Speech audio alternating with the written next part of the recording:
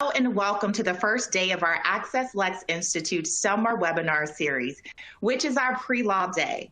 There is something truly special about the summer. Days are longer and warmer. We're a little less busy and we're reminded to take some time for ourselves.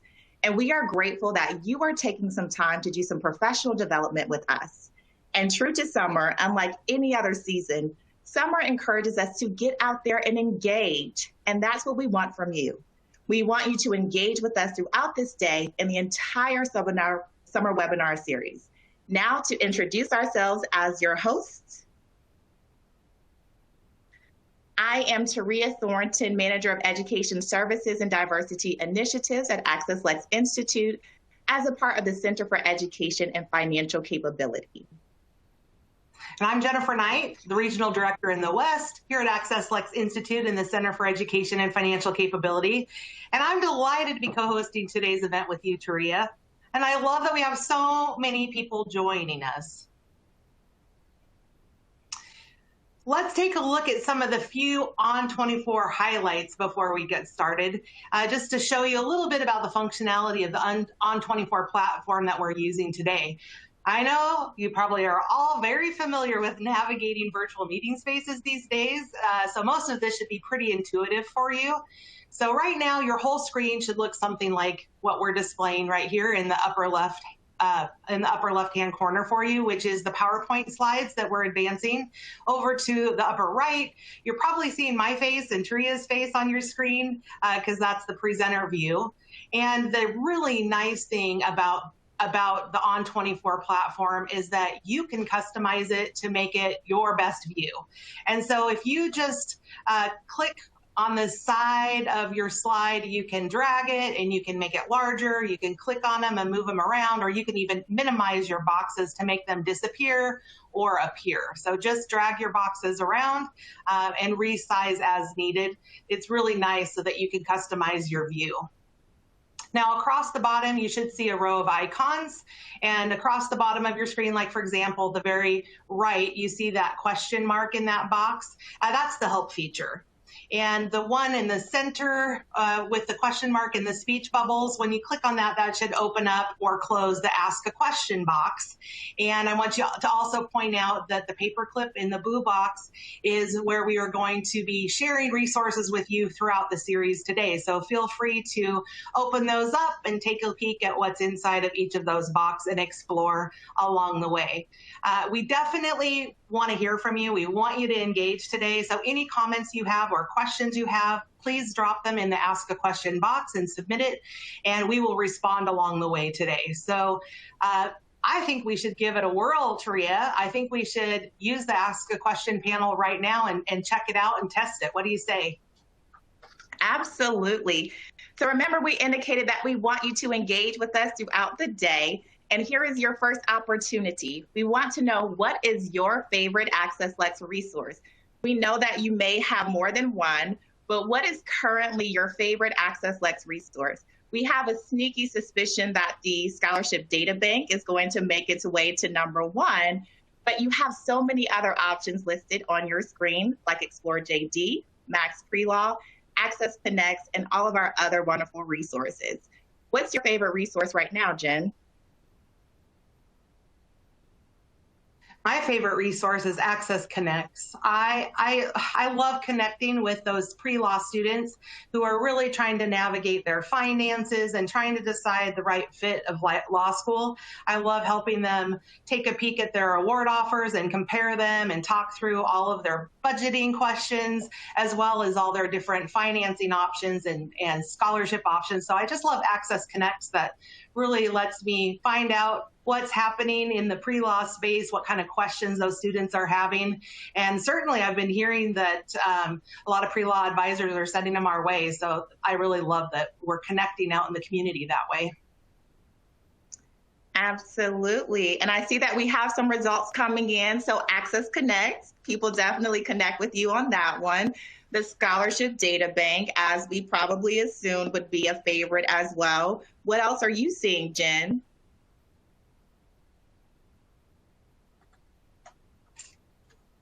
Oh, let's see here. Oh, Max Pre-Law and the Scholarship Database. That's analytics. Those are the things I'm seeing. I have to agree with Explore JD. That's definitely my personal favorite right now, although depending upon where we are in the school year, it does change. So we are so grateful that you are interacting with us definitely here in the Q&A. I also want to take a little bit of time just to tell you about AccessLex missionally. Some of you have been to many AccessLex Institute events, have been with us for a number of years, but we also have quite a few people who are new. So we want to take this moment to just highlight a little bit about who we are at the core of AccessLex Institute. We really do work to foster access to quality legal education for students and work to maximize the value and affordability of a law degree through policy, advocacy, research, and student-focused initiatives. And as you know by being here today, that we do all of this in partnership with you. And so throughout the day, you will absolutely see our policy perspectives, you will see our advocacy, and you will see research and our student-focused initiatives. We also want to transition a little bit to what we're going to cover today. So it's always good to have a roadmap of what we're going to cover. We absolutely are going to try our very best to stick with this schedule. And you can see that all the times listed are in the Eastern time zone. So you may have to make some transitions based on where you are. We also have built-in breaks. We know that they are needed and necessary to make sure that we can stay focused and we can definitely be present throughout the entire day's session. And so I'm going to turn it over to Jen to talk about what we will be doing in those breaks if you have the time to engage with us.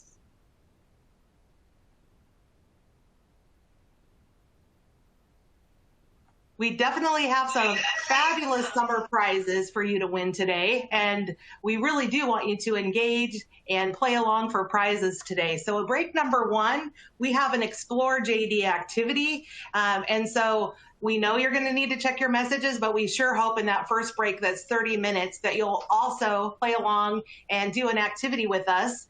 And to incent you to do that, we have this amazing Hydro Flask, a 24-ounce Hydro Flask water bottle, and you get to even pick your color. So we'll announce that winner and we'll make sure that you get to pick your color and get that out to you. And then on our second break today, our very own Lissa Faden will be leading yoga. And so when we get to that break, it's only 15 minutes, but we definitely want you to basically catch your collective breath, because we know it's been a crazy hectic year. And so with yoga, we want to come together and breathe in and breathe out and enjoy for that break. We'll be heading over to Zoom for that, and we'll provide you the link so you can join Lissa for the yoga session. And then the third break is also 15 minutes long, and we're going to ask you to submit via the Ask a Question icon the best advice you've received as a new professional in your career. And then when we receive those, we're going to compile your responses and share them back out with you. Also, we're going to share, we're going to select out of that, we're going to select out of your responses one random winner who's going to receive this fabulous croquet lawn game set. We're just in time for summertime, right? And that's not all. We're also going to have a social media contest today. And the social media contest is any platform out there, whether it's Twitter or LinkedIn. We would love if you could do hashtag Lex Summer throughout the webinar series today. And the person that we select who's tweeting or out there in LinkedIn or some other social media platform using hashtag Lex Summer, we're going to choose a winner, and you'll win this fabulous JBL waterproof Bluetooth speaker, ready for the pool, ready for the beach, ready for summer, or maybe for your office. And we're going to announce that winner at the end of the day when we wrap up today's session. So those are all the fun things and fun summer prizes we have ready for you today to play along and get engaged with us. And Taria, you know what? I'm really, really curious about who's joining us today for their very, very first AccessLex event. And if they're joining us for their very first AccessLex event, I really would like, I think this is what we're going to have them do. If you'll please go to the Ask a Question box and introduce yourself by putting in your name, your school name and your location and hit submit. We'd love for you to drop those into the Ask a Question. And then what we can do is we're going to do a couple shout outs. So while you do that, Tria, what was your very first AccessLex event? So I actually remember my first AccessLex event like it was yesterday. It was 2016, and we were in Chicago. And I should have probably known from the start that it was going to be a magical event because it was so warm that we did not have to wear any jackets in Chicago in November. But the thing that really stuck with me, you know, the saying that people don't always remember what you do for them, but they remember how you make them feel. And I remember how welcoming and warm everyone was at that event. At that time, I was not working for AccessLex. I was just a professional attending. And just from everyone who attended and the AccessLex employees, they really made an environment that was collegial and comfortable and welcoming. And so ever since then, I have felt that. And even as an AccessLex employee, for our new and returning attendees, we tried to make sure that you feel welcome and engaged at all of our events. Remember your first event, Jen? You know, I do remember my first event. Mine was in 2018 after I got hired at AccessLex. And I had always heard about all of the AccessLex fabulous events. And so my very first one was our Student Success Conference, which we call LexCon in Arizona. I know you and I took some fun selfies at the rodeo event that we had, that was so much fun. But I will say what I loved was the networking. So when you say that you meet people, it's very informative. I received so much information, and the networking that took place was fabulous. And two gals from New York that I met, we are now friends. We're connected through social media, and we keep meeting up at other conferences. And so I feel like they're just part of that AccessLex family, extended family. And now that I work here and have experienced some of our events, that's exactly how I feel too, just like your experience, Tria. So I just hope everybody, even though we're in a virtual environment today, is going to feel that same love from us. You're part of the AccessLex family. And Tria, do you see anybody dropping anything down there in the Ask a Question box? Maybe we can do some shout outs. Yeah, I definitely know that Brandon is one of our first-time attendees, so welcome, Brandon, to this event. But don't be shy. Feel free to drop in your information, your name, your school, if you are a first-time attendee with us at an AccessLex event. But we also know that we have returning friends also in the pre-law community, so we definitely want to thank you and give you a shout-out as well. Absolutely. Welcome to all of you joining us today. Whether this is your first time or for the rest of you, if you've been at an AccessLex event before, welcome back. We're glad you're part of the AccessLex family and that you're here with us today. And so, Tria, I think what we should do is kick it over to you, and because I think it's time to really get started in our timeline. We're maybe a little bit 2 minutes ahead of schedule, but I do think that we have our presenters joining us. So now that we've got the rundown of the day, we know how to use Ask a Question panel. We know that we can customize our screens. Let's go ahead and get started. And Tria, let's go. I'll kick it off with our first session, will you? Absolutely. So we're going to go ahead and get started with our next session of increasing representation through law school pipeline programs. We have two of our fantastic colleagues who are going to be presenting this session for us. You can see that they have just come onto the screen, but we have Kelsey Risman, who is a senior evaluation methodologist in AccessLex Center for Legal Education Excellence. And we also have Dr. Cherie Gaudet, who is a senior research analyst in our Center for Legal Education Excellence. And with that, I will turn it over to you all.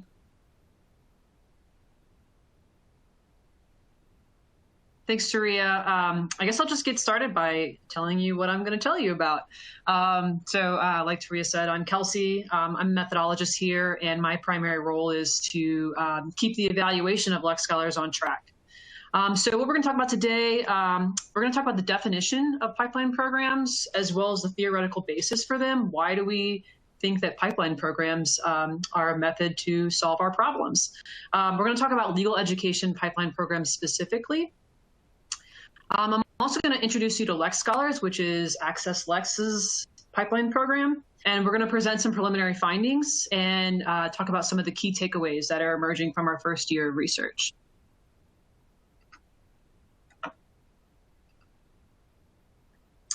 Okay, so I'm going to tell you about pipeline programs in general.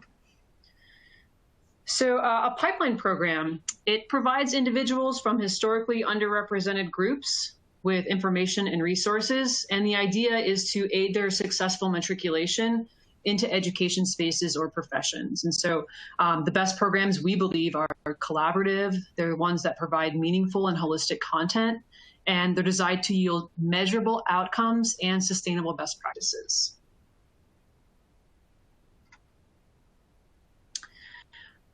Why do we have pipeline programs? Well, lawyering and law schools are spaces where almost all people of color are underrepresented. The profession in 2020 was 86% white.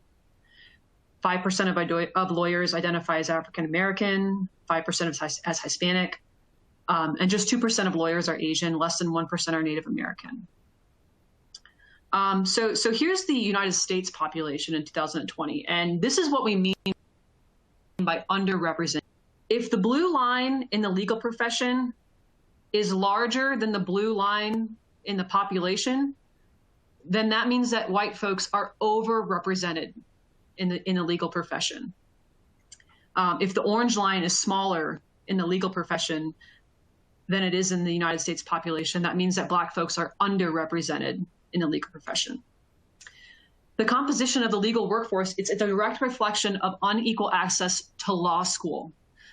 Law school admission policies, specifically over-reliance on the LSAT, it systematically marginalizes Black, Hispanic, and other folks of color, including first-generation college students and low SES folks. So if we're not going to get rid of the LSAT and we're not going to do a total law school admission reform, our idea is that we have to intervene intentionally to cultivate a more diverse legal profession. And the stakes are high, right? Like our judicial system and the legal profession, it plays a critical role in the function of our society and in the form of individual lives. So we believe that it's critical that the legal profession is comprised of individuals who, at the very least, reflect the composition of the United States. Okay, so effectively, these bars, this donut ring, it should match. There should be an equal number of representation of folks of different backgrounds in the legal profession. Okay, so if you're going to write about pipeline programs, or you want to get one at your school, or you want to become involved in one, you're going to need to have a theoretical basis. So this is why do we think that pipeline programs are going to solve our problems. There's two primary theoretical arguments. The first one is from social epidemiology. So it's a robust finding across the whole of societies, with few exceptions, that income inequality is negatively associated with health and positively associated with the prevalence of social capital. The less inequality in society, the better health outcomes are. When inequality declines, so do social problems. And note that this relationship is not about the average educational attainment. It's not about average income or wealth in a specific society. It specifies that a wide range of outcomes are more or less common in societies with more or less difference between the rich and the poor.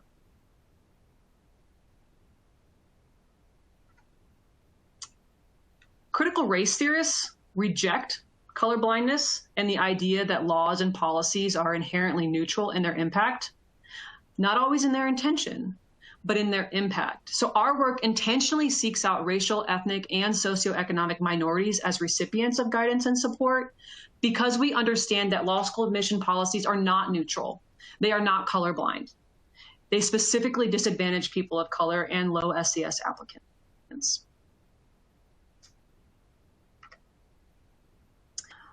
Okay, so I'm going to stop for any questions on what a pipeline program is and what the theoretical basis is of them are. We don't currently have any questions yet, Kelsey, but we do want to strongly encourage you, because they will be taking breaks throughout their entire presentation to answer any questions that you may have. Feel free to put that into the Q&A panel. Thank you for stopping, Kelsey. Awesome. Okay, moving on. We're going to tell you about legal education pipeline programs specifically. Now, AccessLex completed a nationwide review of the legal education pipeline programs. You can find the full report in the resources section below. We found that most participants are economically disadvantaged in terms of being a rising college junior and are concentrated in large cities. Most of the common program components are mentoring and coursework, and what is limited in the components of these types of programs is limited LSAT prep and admission support.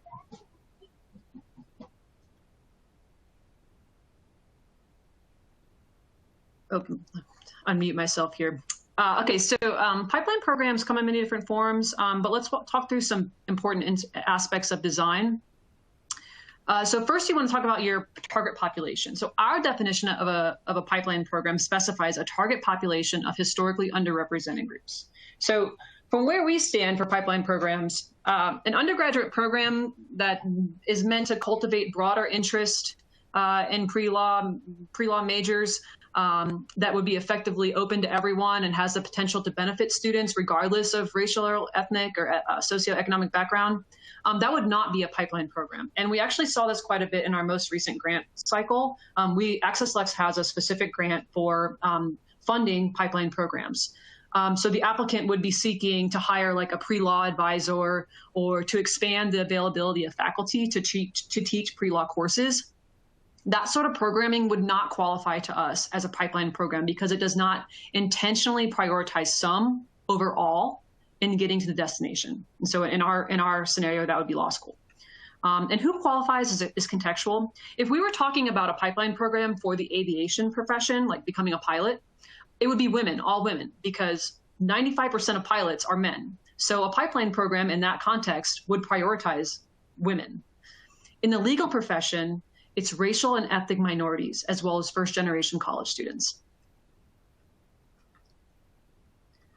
Program components, they may include mentoring, law school coursework, LSAT prep, admission counseling. The program components are what you specifically offer to participants who participate in your program, and they should directly reflect the goals of your program. Very important.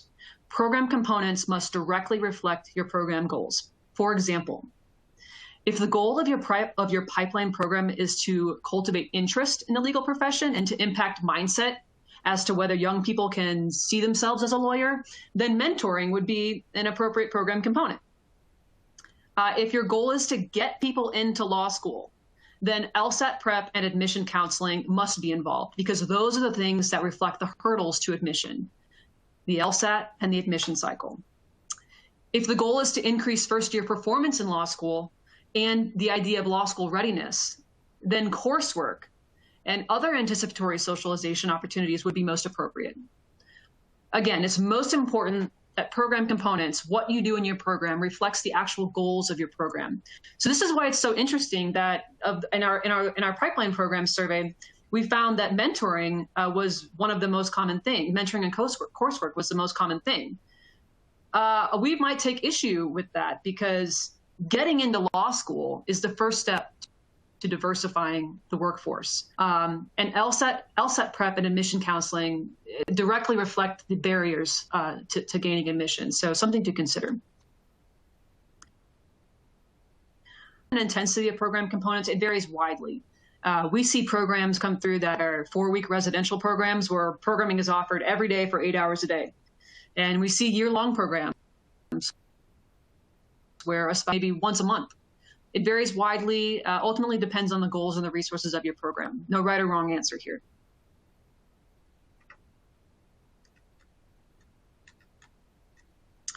Okay, any questions on the design of pipeline programs and the review of legal education pipeline programs in general? We do have a couple of questions that have come in, so hopefully we can do some holistic answers to those questions. So the first one that we do have is, do you have data on how students of color prep for the LSAT exam? What are your analysis on LSAT prep? And that came from Sharice.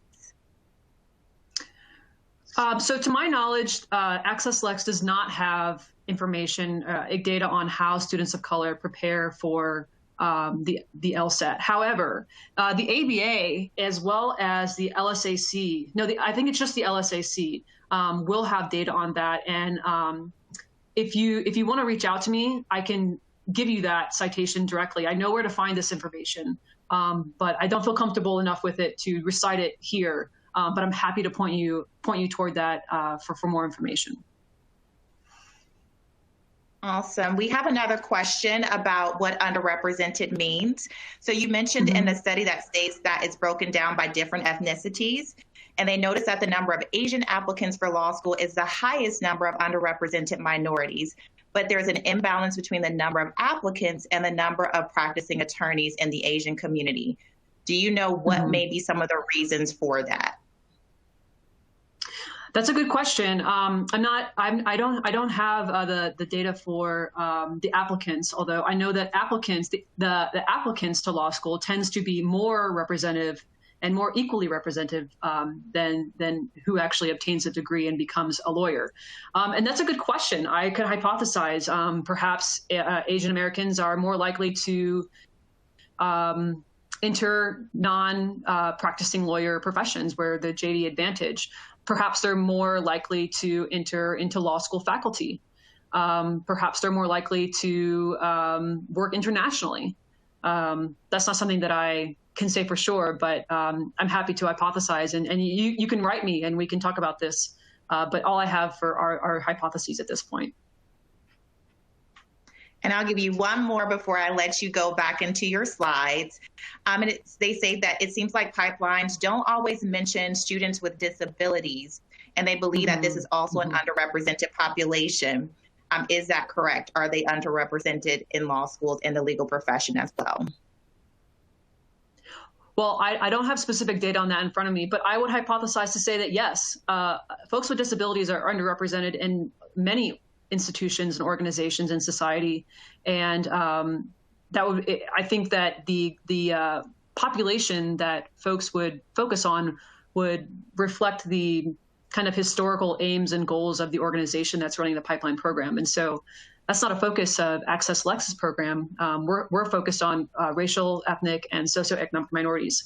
But a pipeline program that supports the goals and aims and the matriculation of folks with disabilities, certainly they are underrepresented. And so a program supporting their matriculation would certainly qualify as a pipeline program to us.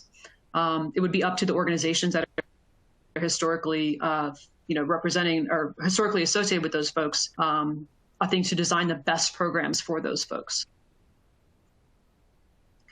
Okay, so thanks, Taria, and thank you all for your questions. Keep asking, I'll do my best.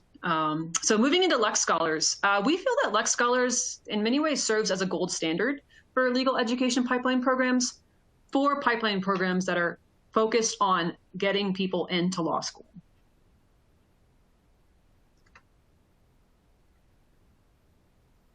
So let's talk about the purpose of Lex Scholars program. And by the way, don't pay too much attention to the background. I was trying to be a little interesting just to give you a little pop in color. But it's just a little flavor. But back to the presentation. The purpose of Lex Scholars is open to aspiring lawyers, to support them in aspiring lawyers that demonstrate potential for being successful in law school, but unlikely to gain admission because of unfavorable standardized test scores. To be eligible for the Lex Scholars program, applicants must belong to an underrepresented racial, ethnic, or socioeconomic group and must not exceed the maximum percentiles in standardized test scores.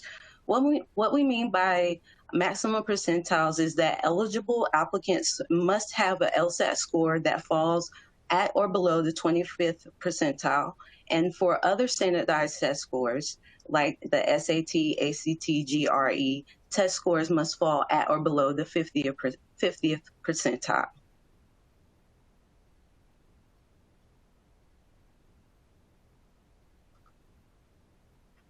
Okay, so there's two participant groups in our program.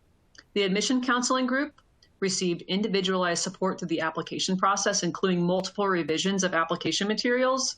guidance on where to apply to, requesting fee waivers, and when to submit applications. This was individualized support. They had real-time access to an admission counselor, someone very familiar with the law school application process.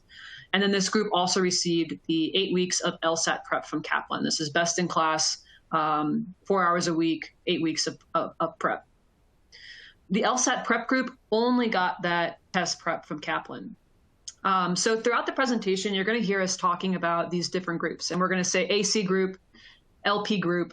When we say AC group, we mean the admission counseling group. We're going to do our best to spell that out, but we talk about this a lot. And so sometimes we shorthand. And when we say the LP group, that means we mean the LSAT prep only group. So all Lex scholars got that LSAT prep. The admission counseling group got additional admission counseling on top of the LSAT prep.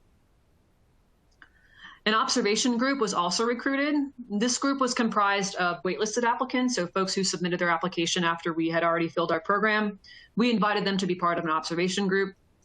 This is how we're able to demonstrate that our program worked or did not, because we have a comparison group. Participants were selected into the program on a first come, first served basis. The first folks who completed the application and were considered to be eligible were the first folks to be assigned to a program group. Half of participants in each group were randomly selected to receive a series of incentives. These incentives were strategically designed to engage applicants in the data collection, as well as encourage their early application to law school. So half of the participants in each group received an incentive to provide us with those monthly survey data, and they received a series of incentives where if they took their LSAT and applied to a certain number of schools by December, they would receive a cash incentive. So this was designed to motivate them to apply early. And just some background information on our timeline. We opened our application on March 15th on our website, and the program started on July 1st. So our application for a year or two is actually open right now. We have just a few slots remaining, so get in there if you'd like to. So let's talk more about who was eligible to participate. So as Cherie mentioned, this unfavorable test score below the 25th percentile or below on the LSAT, or the 50th percentile at or below the 50th percentile on any other standardized test. And so this was a non-negotiable. This was like the first thing that we looked at. If you had an unfavorable test score, you were in. If you had over the 25th percentile on the LSAT or over the 50th percentile, we said, we're only here to help, and we only want to admit folks who are underneath that benchmark. So that was like a non-negotiable. Now this next two, member of an underrepresented racial or ethnic group or economically disadvantaged. Okay, so if you only had to meet one of those in order to get in. So underrepresented racial ethnic group, that would have been Native, Black, Hispanic, or economically disadvantaged, that would be demonstrating that you received a Pell Grant. Other eligibility factors, having an unfavorable GPA, that played a role, and then being a first-generation college graduate. And so 95% of our participants had co-occurring eligibility factors. I think something like 80%, between 75 and 80% had 3 or more. So this is just some background information on our sample.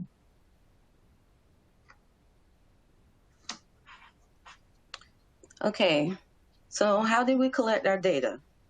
We have several sources from which we generated and extracted data. First, we collected applicant demographic and other baseline data through the application process to track and monitor progress and performance of participants throughout the program. We administered monthly surveys, which Kelsey talked about earlier. We also collected task completion or engagement data from admission counseling and Kaplan test prep reports.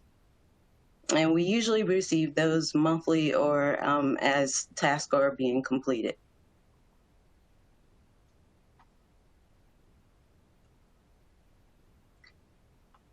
Now let's look at some of the demographic makeup of our participants in the Lex Scholars cohort of 2020.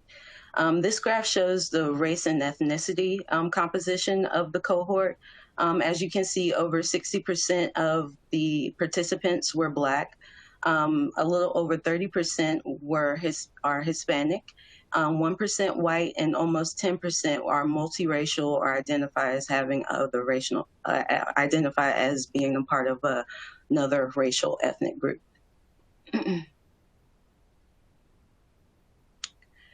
This graph shows us the gender composition of the participants. As you can see, most participants identified as female, which is 75% of the cohort. About 22 to 23% identified as male, and about 2% identify as other gender. So as you can see in the last two slides, we're really focused on those underrepresented populations in the program rather than the ones that are overrepresented in the legal profession. And to speak to the social economic status of our cohort, a little of 70% of the participants were considered to be economically disadvantaged. And the way we operationalize this is meaning that 70% of the cohort received a Pell Grant to fund their undergraduate matriculation.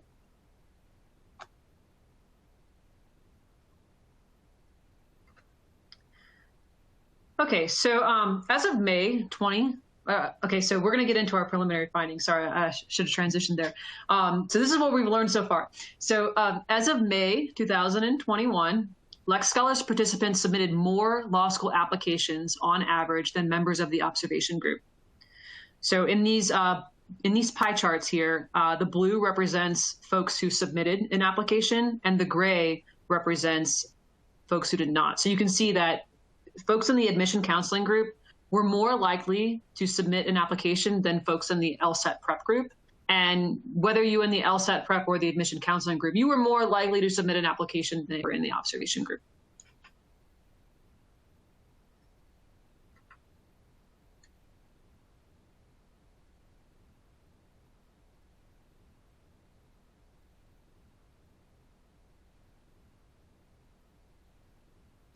Okay. More preliminary findings. This graph shows us the count of applications submitted early by participant group. As you can see in the blue, it shows the number of applications that was submitted early in the application process, and in the gray is the number of applications submitted subsequent to the early application deadline. And how we define early application submission is early application is before December 31st, and the late submission is considered to be after that December 31st date. You can see that the number of applications submitted early by applications, okay, sorry about that. Got my words a little twisted here. Let's get back on track. As you can see from the graph, a higher proportion of total AC or admission counseling applications were submitted earlier in the application cycle than the LSAT prep participants and members of the observation group, with the AC group submitting roughly 40% more applications than the LSAT prep group and 20% more than the observation group. Okay, now this graph shows us the number of applications submitted early by incentive status. As Kelsey talked about earlier, that participants were randomly selected in each group to receive an incentive for completing certain tasks in terms of submitting the monthly surveys on time, as well as completing application process tasks. So here we see the number of applications that were submitted early in blue and the number of applications that were submitted late in gray. As you can see, the graph shows us that Lex Scholars who were incentive eligible submitted roughly 5% more applications earlier in the application cycle than participants that were not incentive eligible. This shows us that incentives may have a significant may be insignificant and motivating behaviors in terms of increasing participant engagement.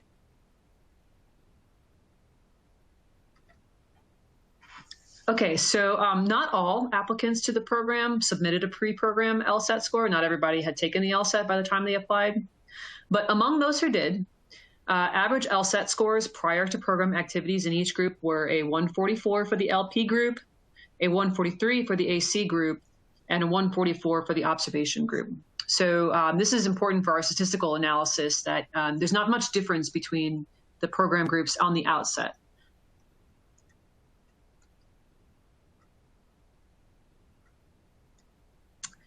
Among those who submitted both a pre-program LSAT score and reported taking the LSAT during the program, participants in the LSAT prep group demonstrated the most notable gains in terms of average increase in LSAT score.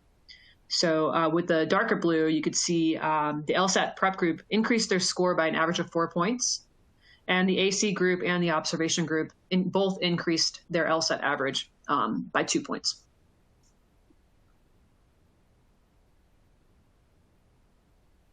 So this is a table in a PowerPoint presentation, and I'm currently attending a training on PowerPoint presentation. I know that I'm not supposed to do this, but just stay with me. I'm gonna walk us through this. So we've separated our sample into 3 buckets based on how much of the LSAT prep course they attended. So we have our low attenders, folks who attended 8 hours or less of the LSAT prep course. We have our mid attenders, folks who attended 8 to 24 hours of LSAT prep course. And we have folks who attended almost all of the course, 24 hours or more.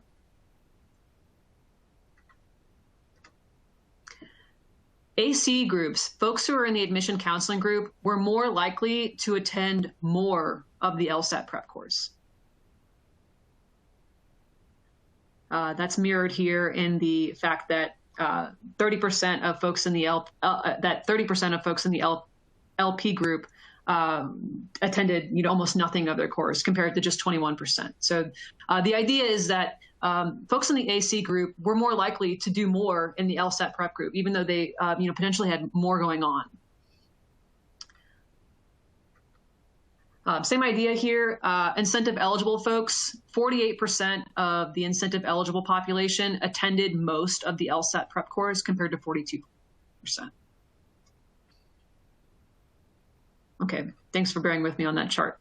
Okay, so data gathered by admission counselors from Grow by 3. That's our program partner, Grow by 3. They're a great organization. I wish I could introduce them more, but look them up, Grow by 3. They also should suggest that incentives improved participation engagement in the admission counseling activities. Admission counselors worked with the participants to complete a list of 19 tasks associated with filling out a law school application. So this would be like multiple revisions of the diversity statement, multiple revisions of a personal statement, just various tasks that are involved with completing a law school application. There were 19 of them, and you were supposed to complete them by November 30th. So the group median for the entire admission counseling group was 15, but the median of folks who received an incentive was 18. And the non-incentive folks, they demonstrated a median of 13 tasks completed. So we could see that the incentive eligible folks in the admission counseling group, they were more likely basically to complete all of their tasks. And this isn't modeled here, but incentive eligible participants were also more likely to complete these tasks on time. So this is a graph that represents just whether or not they completed them at all. They could have completed them in March or April, but we know that they were also able to complete them on time. Okay. And this graphic shows us preliminary findings regarding participants that received an offer of admission to at least one law school. Some of our participants received more than one offer to more than one law school. which is awesome when what we're aspiring to achieve with this program. But as you can see, the percent of the participants admitted to law school are in blue, and the percent of participants not admitted to law school are in gray. From this graph, we see that a greater proportion of admission counseling, or roughly 17% of the group, received admissions offers to one or more law schools, followed by the LSAT prep group with roughly 13%, and the observation group with only about 9.3% participants receiving admission offers.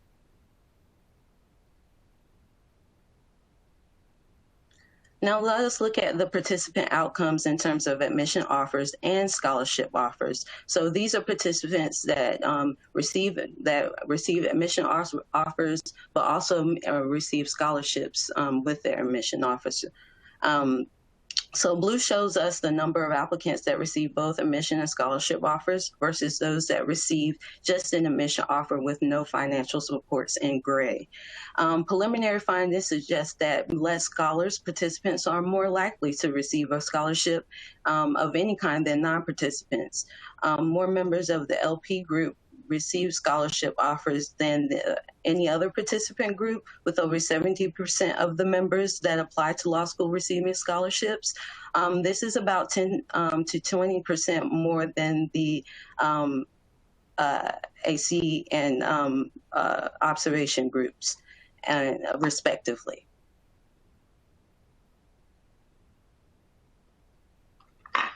Okay, so an important qualifier. So Cherie just told us that members of the LP group were more likely to get a scholarship.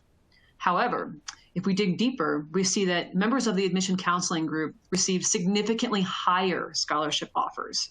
Even if they were less likely to receive an offer at all, when they did get an offer, they received much more. So I'm gonna give you a minute to digest this chart. We have on the left side here, the buckets of dollar amounts. So, 20 to 40, 40 to 50. And then we have the number as well as the group designation of folks who got that level of scholarship at each one. So if you go to like less than $20,000, 8 participants in the LP group got less than $20,000, and 3 participants in the AC group, and then 3 participants in the observation group got that amount. So you can see up here, when we're talking about the big money, the kind of the life-changing dollars, when we're talking about law school, $20,000, you're still going to graduate with a chunk of change to pay back. But you're talking about something that can really springboard somebody into financial freedom and financial independence earlier, and get them to a point where they're able to accumulate income and generate wealth at an earlier point in their life. Admission counseling is where that happened, was more likely to occur. Okay, when you work out the averages and the numbers, admission counseling group was likely to receive roughly $20,000 to $30,000 more in scholarship offers on average than members of the LSAT prep group. We can hypothesize and kind of postulate about why the LSAT prep group was more likely to get a scholarship overall. It's interesting. I think it may just come down to how central the LSAT score is, and just kind of hitting that benchmark. You either do or don't. Okay, moving on. Again, a little bit complicated graph here. Preliminary data indicate that participants who demonstrated more engagement in the program were more likely to receive at least one law school offer. So again, we have on the left side here, just these first 3, high, medium, and low. We separated our sample into high engagers, medium engagers, and low engagers. And this is in terms of the LSAT prep course attendance. 16, if you were in that bucket of high attendant, if you attended more of the LSAT prep course, you were more likely to get an admission officer. 16% of the high engagers, 16% of that high engager group got an offer of admission, compared to only 9% of the medium engagers and 6% of the low engagers. You go over to the admission tasks. Again, we separated folks into whether or not they completed a lot of their admission counseling, a moderate amount of their admission counseling, or if they just weren't engaged in their admission counseling. And 22%, if you weren't a high engager, you didn't get an offer, basically, is what this shows.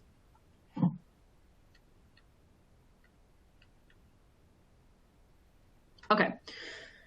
Before I make a break for questions, I'm just going to kind of summarize our key takeaways here. Okay, so number one, participation in LSAT and Lex Scholars meaningfully impacted admission outcomes. Lex Scholars participants were more likely to submit at least one LSAT or law school application, and they were more likely to receive an offer of admission and a scholarship. Second emerging takeaway is that when we give more, they give more. Now, this is not when we give more, they get more. It's when we give more, they give more. The people in our program who received more from us, they were more likely to do their part to achieve positive outcomes. We can give them everything, but they have to show up. So members of the AC group and incentive eligible folks, the people who we gave the most to, they were more likely to submit applications earlier in the application cycle. They were more likely to attend program components and demonstrate higher engagement in the program overall. We can't fill out the applications for them. We can't ask them to, we can't make them show up. When we give them more, they did those things on their own. A third thing is admission counseling is key. So Lex Scholars on the whole, they were more likely to be offered to receive an offer of admission than the observation group members, and they were more likely to receive a scholarship. But admission counseling folks, they received the highest scholarships overall, and they were slightly more likely than the LP folks to gain admission. And finally, perhaps most intuitively, is that program engagement matters. Our findings indicate that engagement meaningfully impacted admission outcomes. Participants who were more engaged in the program were more likely to be admitted to law school. I'll go over some changes for year 2, which reflect our findings from year 1. We're going to add a pre and post intervention assessment, and this comes direct from a recommendation from a scholar in the field. Cherie and I are attending the ABA pipeline series, and in the opening session, it was indicated that this kind of needs to be mandatory, and I agree. So we're going to do a pre and post intervention assessment. It's going to measure things like self-efficacy, knowledge of practice, as well as identity prominence and salience. And we'll be able to, we're going to do a evaluation of traits associated with lawyering effectiveness. Folks in the profession may know this seminal article from Schultz and Zedek. It basically outlines these traits that are associated with lawyering effectiveness. And we have had all of our applicants for year 2 have been evaluated by a third party on all of these traits. And so we're going to be able to understand how program outcomes vary with these traits. We've expanded the admission counseling group to 75 folks. We are also increasing social engagement opportunities with between other Lex Scholars. And we have a curated content that's been strategically designed by consulting folks who have gone to law school and graduated from law school. It's going to provide anticipatory socialization opportunities. For example, we'll push content related to legal ethics, imposter syndrome, wellness, professional identity, so on. And the idea is to introduce participants to something that they're likely to encounter in their first year of law school. And finally, to reflect the idea that engagement obviously matters, we have a strategic engager this year. It's an executive level program leader who's a lawyer and previous law professor, and they're going to work at strategic moments to engage participants in the program cycle. Okay, that was a long section of that presentation. So, and I haven't been paying attention to the Q&A. So, Taria, do we have any questions? Do we have questions? Absolutely, we do. And thank you all for submitting your questions. The first one is going to be, will Lex Scholars be reevaluating the inclusion of the SAT or the ACT requirements, given that many undergraduate schools are waiving that requirement for their attendees? Yeah, that's a really good point. And as that becomes more common, we're going to have to reckon with that. So far, we have not considered that. However, it's something that we do need to think about, and yeah, it's something that we're gonna have to think about basically, and that's going to be up to our program leaders. So thanks for bringing our awareness to that. I think I was just going to add one thing is that, AccessLex as an organization as a whole are fighting on many different levels to support aspiring lawyers. So I think in one area of our organization, that is one thing that we're fighting towards, is to get institutions to look into other characteristics of the applicants instead of just LSAT scores, to look beyond those standardized test scores. So even if we, like Kelsey said, it's up to our program leaders to determine whether we'll eliminate that component of the program. But I wanted to just put in your ear or in your minds that the organization as a whole is fighting on different levels and with different arms to fight for the aspiring lawyers, not just through the Let Scholars program. Awesome. Thank you both for those answers. We have another question on where is the 25th percentile for the LSAT? Roughly, what is that score? Well, it changes each year, but right now it's about a 147. Awesome. That's a question that we get quite frequently, so thank you for answering that for them.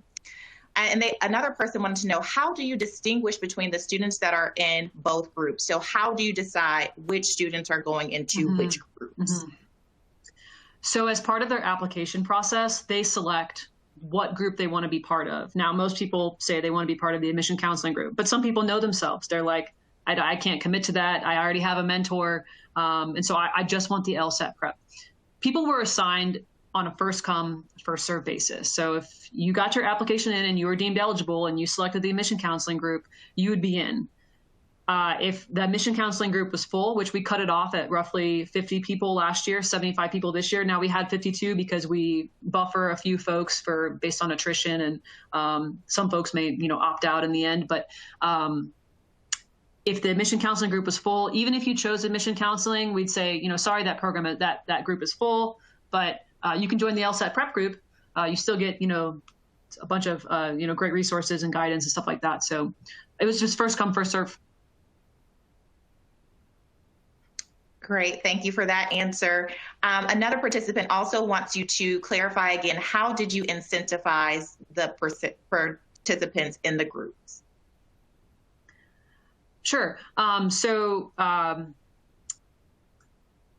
There were two main incentives. One was attached to the survey. So the monthly survey went out to every participant as well as the observation group, and it said, did you apply to law school this month? Did you apply for fee waivers? Did you receive any admissions? Did you receive any scholarships? And we would have them list out, where they applied, where they got an offer, how much was their scholarship, et cetera. Incentive eligible folks received a cash incentive for each one of the surveys that they submitted. A second incentive was attached to early application. And so if you submitted, I believe it was, if you took the LSAT and submitted 5 applications by December, we would give you a cash incentive. Not going to say exactly how much it was, but it was 3 digits, and it was more than, $150. It was a pretty good size incentive.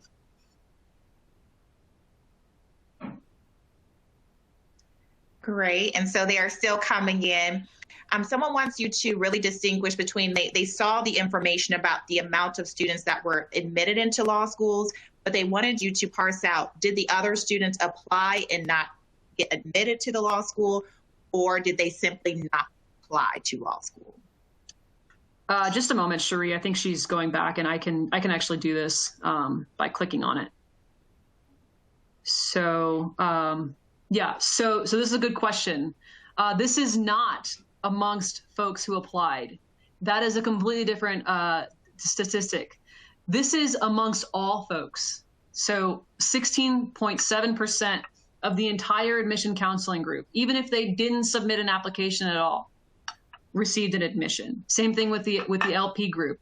This is amongst all participants. And sometimes, our survey response rate was over 70%, but there are still folks who never respond to the survey that we just don't know. And of course, we have no reason to believe that data were missing other than at random. So this is not amongst people who submitted an application. This is the entire group. Good question.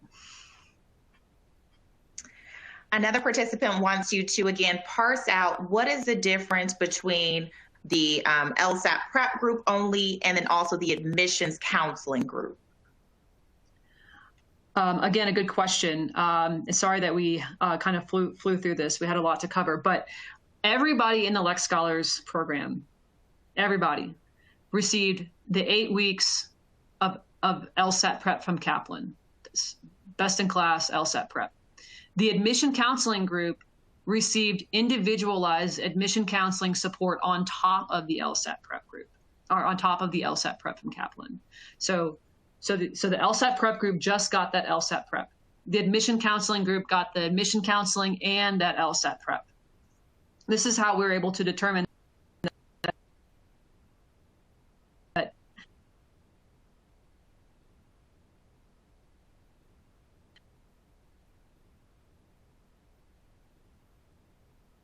admission counseling made a difference, because not everybody got the same thing.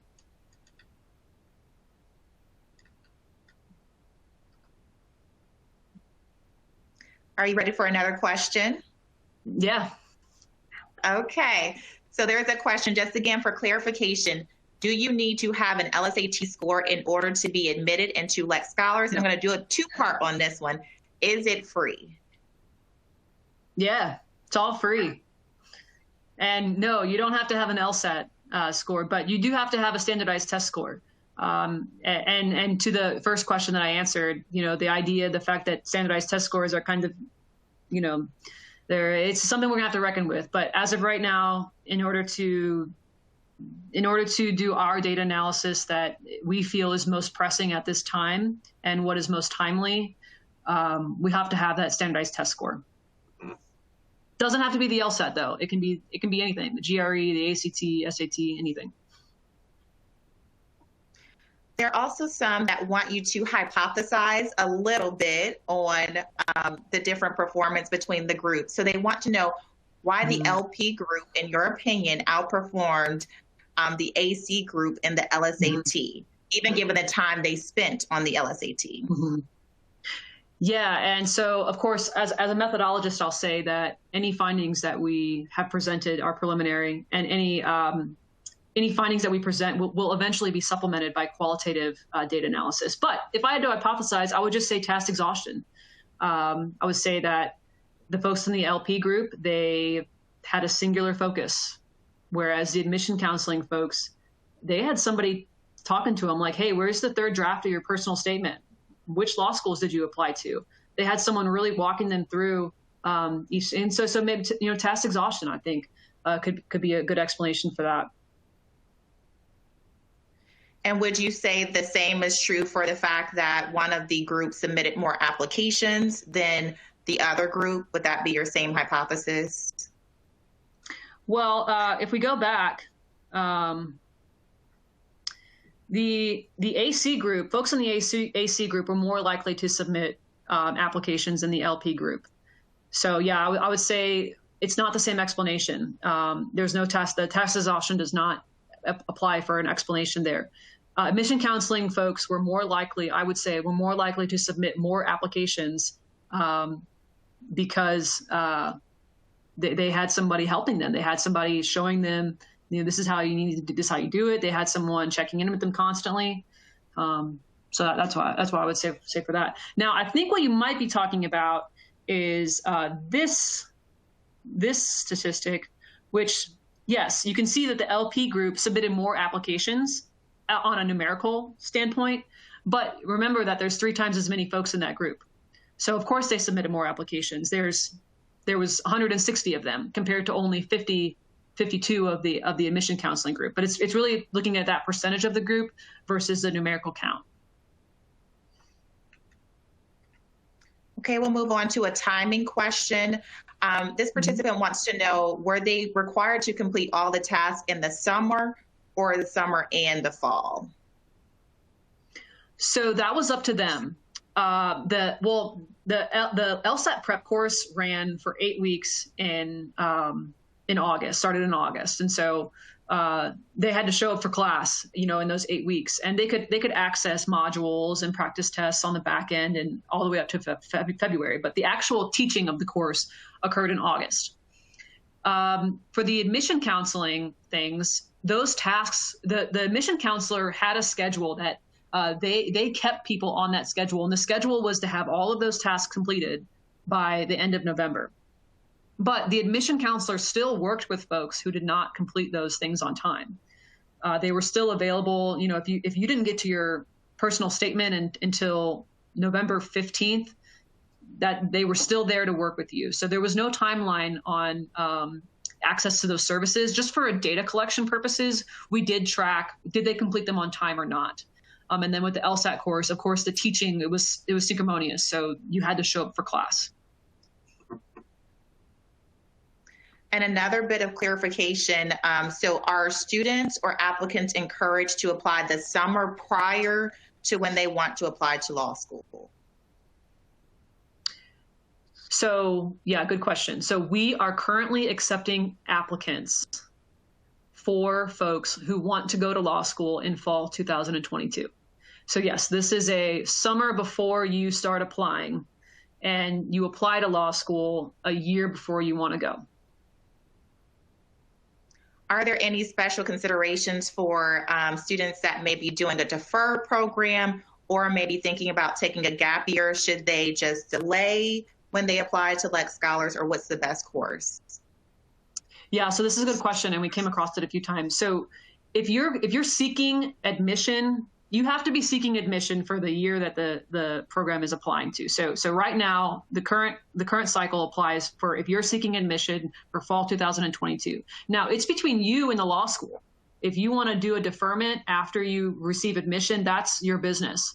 But if it's about getting admitted in that cycle. Now, for folks who are not seeking admission for fall 2022, then you should not apply for Lex Scholars this year. You should apply the summer prior, before your admission cycle. Awesome. So we're going to do a last call for questions. Thank you all so much for submitting your questions. And thank you for Kelsey and Cherie for doing a fast round of answering those questions. But once again, if you have any last minute questions, go ahead and start to put those into the chat panel. If we by chance do not answer your questions in today's session, we are gathering them and we will try our very best to get those answers to you. So last call for questions. And I think I do see some of them coming in. So one question is about the follow-up with those students who were admitted to determine how they were doing in law school. Mm-hmm. Will you plan on following up with them? Yeah, definitely. But our first year just passed. So our first year of folks are just now entering law school. So Lex Scholars is committed to 5 years of programming. So we just finished year 1. And so by the time we get to year 3, year 4, we should be checking up with our first round of folks. And that's certainly on the mind of program leaders. And it's obviously a very important question. So yeah, we'll be looking into that. And we often get this question about, do you accept non-traditional students? And we know that that can be a Absolutely. Very broad definition, but so absolutely is the answer for that one. Yeah, and that's really important. That's really important because the majority of pipeline programs are for undergrads, for rising juniors. And that does not reflect the entirety of who's applying to law school. So yes, we are all for non-traditional students. As long as you can get that standardized test score, you're in. And because we said we welcome non-traditional students, can you give them more information about when do they have the classes or the courses? Are they evening? Are they during the day? What's that time frame? Mm-hmm. Right now, they're either on the evenings, in the evenings or on the weekend. Perfect. So again, I think that those are all the questions that have come in so far. Do you all have any last minute things that you want to leave with our attendees? Just thanks for coming and shoot me an email. I know the person who asked me about the data. I'm happy to follow up on anything. And then the only other thing I would say is that there's a lot of information here. So if you're going to reproduce it, just make sure that you cite myself and Dr. Gadet. And as we mentioned a little bit earlier, and we highlighted for you all, you can look in our resource section of the platform to get additional information about Lex Scholars. So thank you so much to Kelsey and Cherie for all of that informative information. And so that takes us to our first break, Explore JD's activity. So we do want you again to interact with us in this break. We also will provide you with the URL for Explore JD in just 1 second.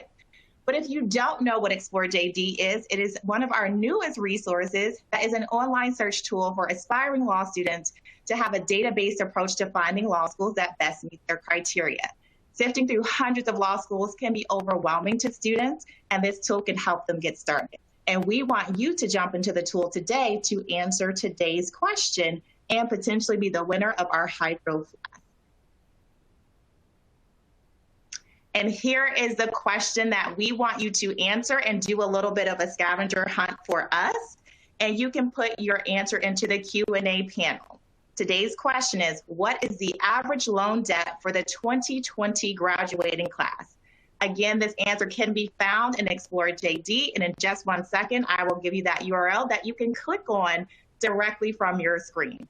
So take a nice break, and when you come back, we hope to have the answer, and you might be the winner of that prize. So we will see you back here at 1:45 for our next session.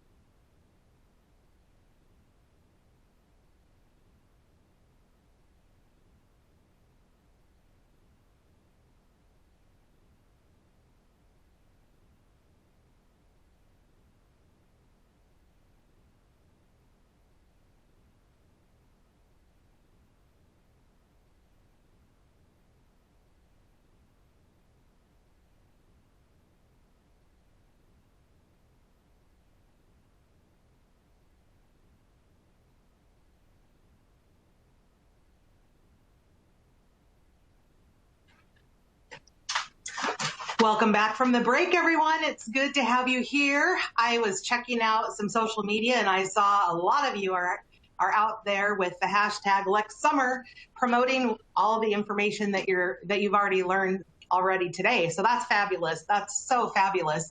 And we definitely had a lot of you playing along and engaging by going out to Explore JD and trying to find out the answer to the question we posed at the beginning of the break, which is, what's the average loan debt of the 2020 graduating class? While we did have a lot of you respond, not all of you got the right answer, but a few of you did get the right answer, which is $110,200. And the fastest person on the trigger putting it into the Q&A box and sending it to us is an attendee from St. Joseph's University. She's the assistant director and pre-law advisor in their career development center, and her name is Christine Falcon. So congratulations on winning the 24-ounce Hydro Flask water bottle, and we will be in connection with you to help you pick that color and ship it out to you. So congratulations on winning. And I do want to give a couple shout outs. I know Taria and I were asking you to submit if this is the first time you've attended an AccessLex event. And I wasn't able to capture those before we started. So I want to give a few shout outs now before I introduce our next panelists and kick off the next session. So Sharice Muhammad from Washington, D.C., it's your first time here. I just want to welcome you. Sal Capriano, Boston College, Chestnut Hill, Massachusetts, welcome. And we've got Taylor Davis from the University of South Alabama in Mobile, Alabama, welcome. Suzanne Philback from Pomona College out in Claremont, California. We got someone that's Jen Light, almost like Jennifer Knight, Jen Light, I love it. City College of New York in New York City. And let's see, Michael Artime from Pacific Lutheran University in Tacoma, Washington. I'll give two more new attendee shout outs. Jason Tannenbaum from Oregon State University in Corvallis, Oregon, just right down the road from me out here in Oregon. We've got Nancy Craybill from Klein School of Law in Philadelphia, Pennsylvania. And I will do one shout out for a returning member because we're so glad that you've all joined us today. And that's Melanie Delgado from Citadel in South Carolina. She said she's a returning attendee, so welcome back. So welcome all of you. It's a very good to know who's on with us today, and we're so glad you're here. And so very good. Christine Falcon, again, congratulations on getting the fastest entry in with the correct answer of $110,200 for the average loan debt of the 2020 graduating class. So congratulations on that. So it is my distinct honor to get to moderate the next session today, pre-law advising changes, challenges, and celebrations. And I have four fabulous panelists with me here today. And it looks like they're all here, so that's 4 thumbs up. Yes, please turn on your cameras. Welcome, everyone. We're so glad to have you here. I've been very excited for this session. And what we're going to do first is we are going to start off in this order. We're going to start off with our panelist, Mike, then over to Barbara, then to Veretta, and then Ryan. And I'm going to have them introduce themselves, where they work, and a little bit about their role at their school regarding pre-law advising. And then we'll kick off the session starting off with, when it comes to Mike, is going to kick us off with some challenges. So here we go. Let's get started, and I'll go ahead and have Mike go ahead, take it away. Good morning, everybody. Well, it's morning here on the West Coast anyways, in San Diego. My name is Mike Chavez. I'm the Associate Director of Admissions and Diversity Initiatives at the University of San Diego School of Law. In addition to being a member of the institution's admissions committee, I also lead its outreach and pipeline programming. USD's diversity and pipeline work focuses on expanding access to legal education for communities historically underrepresented in the legal profession. And so for the programs I manage directly, we concentrate on targeting high school students, community college students, underclassmen, putting together workshops, first-gen attorney presentations, mock law classes, path to law school seminar events, just to name a few. And so I work in my pre-law counseling space. I do a lot of advising with students who are interested in applying to law school and, of course, our admitted students. Thank you for having me.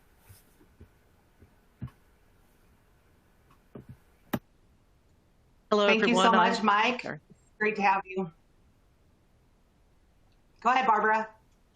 Hi, everyone. I'm Barbara Kirby. I'm the director of the Pre-Law Advising Center at the University of Texas at Dallas. I am very fortunate to be in the position where all I am focused on is pre-law advising. I do come from, well, I was an attorney for 20 years, and there is, as we all know, no such thing as a former attorney.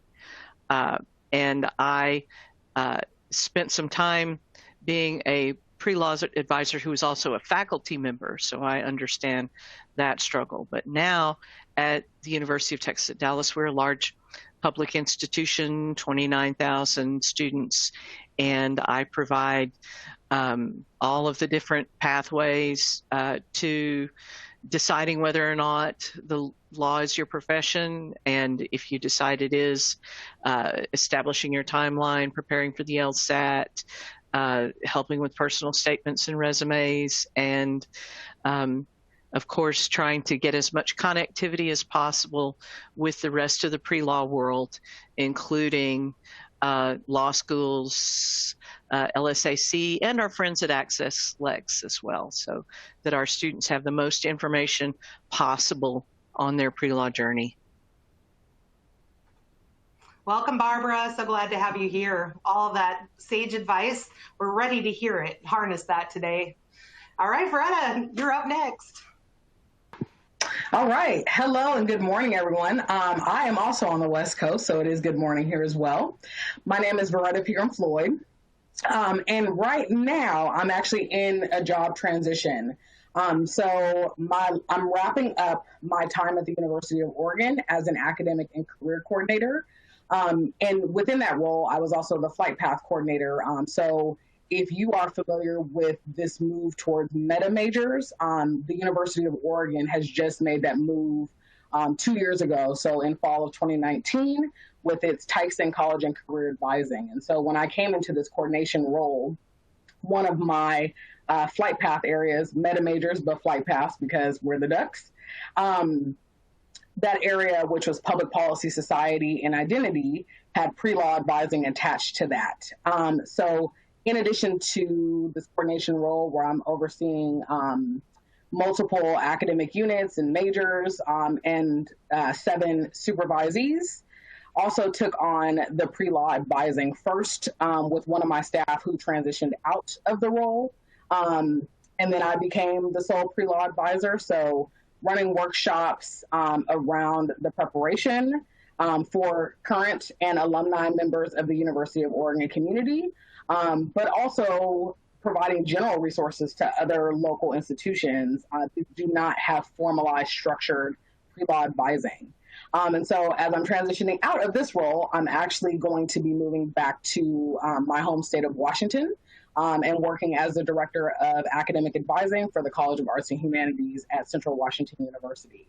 And that will start on June 16th. So still in Oregon and very happy to be here and very happy to be a member of this community. So thank you all for having me. Congratulations on your new role as you slide over to the next door state and move back into your hometown state. So we're glad to have you here today and can't wait to hear what you have to share with us through these challenges, changes, and celebrations. And certainly we're celebrating you in your new job. Congratulations. All right, next up is Ryan. Well, hey, everybody. I'll go ahead and say good afternoon. I'm holding it down here in the East Coast, the south side of our East Coast here in Georgia, in Atlanta. I am a clinical assistant professor in our business school here at Georgia State University, but also serve as what we call the faculty associate for pre-law programming at our Center for the Advancement of Students and Alumni. I just love long titles. So essentially what we've done is taken pre-law advising and at the university level, put it into our Center for the Advancement of Students and Alumni, which is a program that was opened up about 4 years ago, actually, that was intended to increase the pipeline of Georgia State students who would go on to pursue graduate and professional degrees. And it's a really special opportunity here because we are the largest public and nonprofit higher education institution in the state of Georgia with over 54,000 students. We also are one of the most diverse colleges and universities in the country. We've got students from over 167 countries and territories, over 3,000 international students. And this will get into some of the celebration that I'll get to talk about later. You know, one of the points towards diversity for us is that we're able to say that we graduate and confer more degrees upon African-American students than any other public or nonprofit higher education institution in the country, which is awesome. And we're doing some incredible things down here in Atlanta. So super excited to be with you guys and looking forward to sharing some awesome things to celebrate. Thank you so much, Ryan. We're glad to have you here. And we are going to get kicked off today talking first. Mike's going to kick us off with challenges, looking back and reflections over the last year, thinking about what's happened. And all attendees, just to let you know, you're welcome to drop questions over in the Q&A, submit those, and I'll make sure that I try to pose them. We're going to try to take each of these sections in around 15-ish minutes each, and then move to the next session. And we're going to have free flowing of ideas from the panelists in each of these sections, and then wrap up with some Q&A before we head into the next break. So Mike, take it away. Sure, thank you. I just want to say before I start, I really appreciate all the hard work that all of our pre-law advisors have done across the country to help students in the face of all the challenges that they've been encountering. So thank you for our panelists for that work and the guidance you provide, and all the pre-law advisors joining us today. So many challenges, right, that we could cover. I'm sure that we could dedicate a whole hour just to this conversation, but I decided to focus just on a few to get us started. From the admissions standpoint, from JD Law School admissions standpoint, I've heard a lot from students who are struggling to excel academically due to the range of challenges they encountered while, with online learning. There were clear concerns about how their competitiveness for admission would be affected, primarily by maybe their performance in the semester, grades, GPA changes or fluctuations, LSAT score fluctuations. And so I would hear quite regularly from law school applicants who would tell me about the difficulties they had engaging with coursework in the absence of the in-classroom dynamic, in the absence of coactive learning that took place with fellow classmates outside of the classroom. For weaker semester performances and drops in GPA, there are fears that admissions committees would impugn prior strong performance, academic performance in the student's record when they saw these changes or these negative trends. And so I'd hear a lot in conversations with prospective students and applicants, just their overall, I think their sense of concern that would emerge with a school looking at their academic records and assessing, is this a student who's ready for the challenges of law school? For students growing up in multi-generational homes, particularly with the work I do with first-gen students and diverse students, they face obstacles that are related to having, big families surrounding them, whether it be, having brothers and sisters in the same room, maybe, taking their classes while an undergraduate student was preparing for exams, or while an undergraduate student was taking their classes. Sometimes, of course, on the same Wi-Fi network where you had slow speeds and the frustration that would emerge with the technologies of learning online. I think that when it came to the LSAT exam, add on these same circumstances and environment to preparing for the LSAT. We know already how hard it is to prepare for the LSAT when you can be in a law library by yourself without distractions. But imagine then being at home, knowing the value or the importance of this test, understanding that you may not have the time to really concentrate and apply yourself in the way that you may understand is necessary to score the best on the test. Enable or have that test measure your aptitudes for critical thinking, logical reasoning, and reading comprehension because of these distractions that would emerge surrounding them. So those fears were very real. I would speak to students who would have these changes in scores. Maybe they anticipated taking an exam and doing really well, but then due to the home environment, they would not see the score that was reflective of their abilities. So I think that when it comes down to applying to law school, looking at the track record for academic performance, LSAT exams, this anxiety was very real for prospective law students. What we also saw from the JD admission standpoint was this shift, of course, from the recruiting season where we pivoted from meeting students in person at fair events on campus to online platform hosted fairs or recruiting events. I think this stripped a lot of some of the organic and spontaneous interactions that emerge between law school recruiters and prospective students. What I enjoyed most, and I know what many of my colleagues enjoy most in interacting with prospective students, is that a student walking by your table and maybe glancing at material you had on your table, or maybe looking at your banner and saying like, "Oh, I never knew you existed," or this is I never knew your school had these specific programs.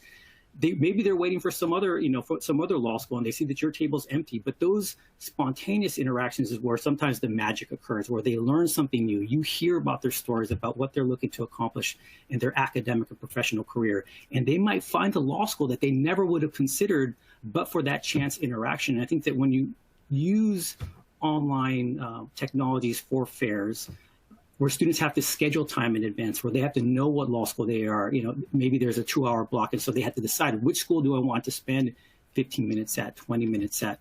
And so you put them in a situation where they may not have access to all the schools that they want to engage with, or, of course, removing some of that organic exchange that would occur in a law school fair setting. So from a law school recruiter perspective, that's something we lost over the course of the last year plus, where those personal moments with students, which fairs really facilitated. There was also, of course, the complete cessation of on-campus visits to law school. And we know that for students who are trying to determine which law school would be the right environment for them, those moments where they can come to campus, they can see what it's like to walk across, walk into your law school building, envision themselves there. That's an invaluable aspect or element of the decision-making process. And so for prospective students, I think that looking for the right fit in a law school, looking for a sense of community and understanding what that meant at a given law school, because law school campuses for the most part were shut down, they could not take advantage of taking an in-person tour or being guided by a law student or admissions representative, maybe even meeting alumni or faculty members. And I think that this was a loss for law schools. Now, we try to make up for this in different ways, of course. We try to host online tours. We try to implement different virtual type of interactions, but it's not the same, right? I think that when you are, when you attend a banquet or a reception, when you are looking to connect with somebody, it's lost when you're just trying to interact within the four corners of the screen. And so I think that, for students who are really trying to determine which law school would be the best place for them to thrive, the best institution for them to find both their their passion for law and connect that with their purpose, visiting the campus is an important part of that decision-making journey for them. And so I know the schools now have opened up slightly, they're providing some in-person tours, some personal interactions with staff and faculty, but at least, in California, not many law schools have extended these services. We are hoping to do so, at least USD is, maybe sometime in the fall, but there's a lot of restrictions still on the size of groups that we can accommodate at our law schools. And so we miss meeting students. We miss hosting them on campus, bringing them into our courtrooms, showing them what it means to be a student as a member of our community. And so I think that was lost in a challenge that we've been trying to overcome. And I think that we've found creative ways to do so, but it's not the same. Next, I'd like to focus on, or just bring up an additional challenge. Students lost access to many of the internship and employment opportunities that they would have had in a non-pandemic year. Being on site, being surrounded by other professionals, learning the different professional skills that enable them to build a resume, something that is an important element of the law school application process. The hands-on learning opportunities where they, are in a professional workplace, developing competencies and skills, communication skills, analytical skills, research skills, time management skills, leadership skills, and I can go on. I think that, while most of these, some organizations and employers, of course, shifted to online placements for undergraduate students looking for internships and externships, but again, it's not the same. And so I think that, hopefully as we transition into a more open and post-pandemic world, students can then find these placements and start supplementing their resumes with this experience. And I think that that's, when law schools are trying to understand who a student is beyond the numbers, the resume, the letters of recommendation contribute to our appreciation for who this applicant is and how they will fit at our institution. So those are just some of the challenges that I have identified. Some of my panelists, co-panelists would like to share some of their thoughts about what they encountered in the plea law space.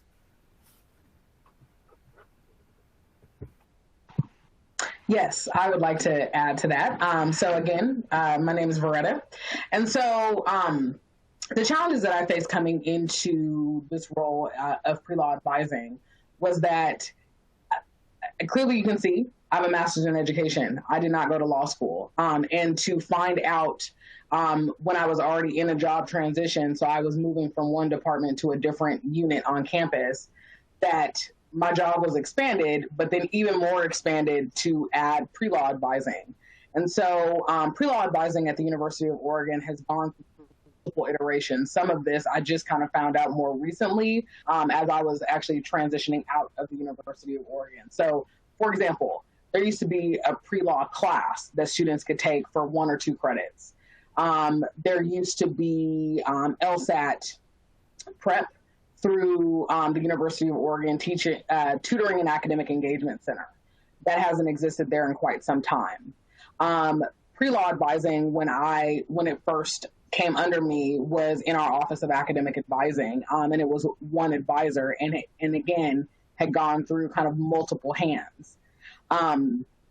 What I wanted to do was set up consistent structure for pre-law advising. So that's definitely a strength of mine from a professional standpoint. And so when I got pre-law advising, I had an advisor who, again, is no longer at the institution, is now at the University of Utah. But this advisor stepped up, took in all of the knowledge that she could, going to different webinars, researching and spending so much time on the LSAC website, consulting with AccessLex and using some of their services, et cetera, and so forth. And so one of the things that I had tasked her with was, one, we should have workshops, and we should have up to 3 workshops a term. So we are on a quarter system.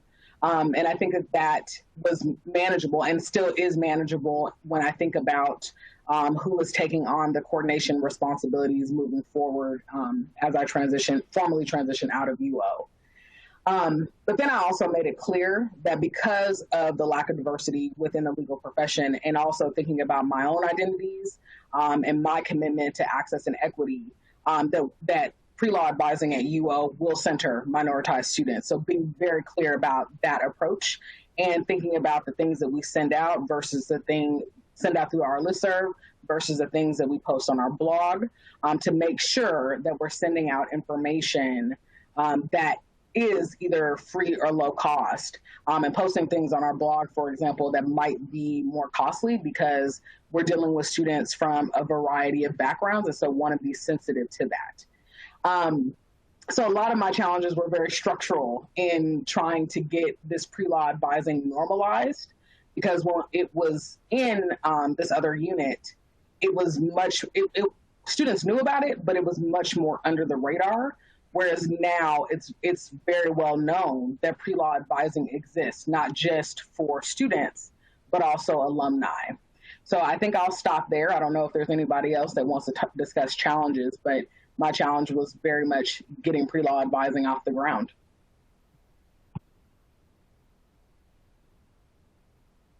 I'll mention a challenge that I'll go ahead and go ahead, Mike. Go ahead. No, Barbara, go ahead. We haven't mentioned the elephant in the room, which is the challenges that all of us had to learn multiple platforms, from Teams to Zoom to whatever this thing is called. And I've noticed from March 2020 till now that I have an ability to pick up new technologies like this that I never in a million years would have dreamed that I would be able to do.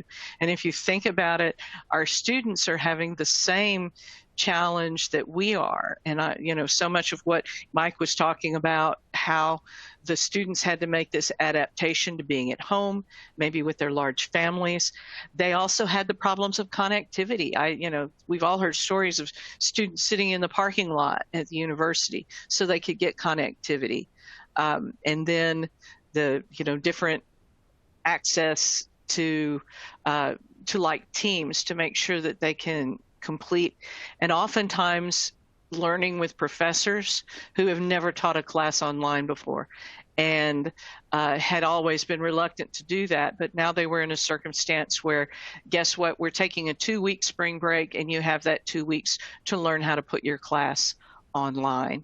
All of that was just a tremendous challenge. And as I'll talk about later when we talk about changes, incredible education for the future that will, if we keep the good part of it, will certainly help us all thrive more. But it was baptism by fire, wasn't it?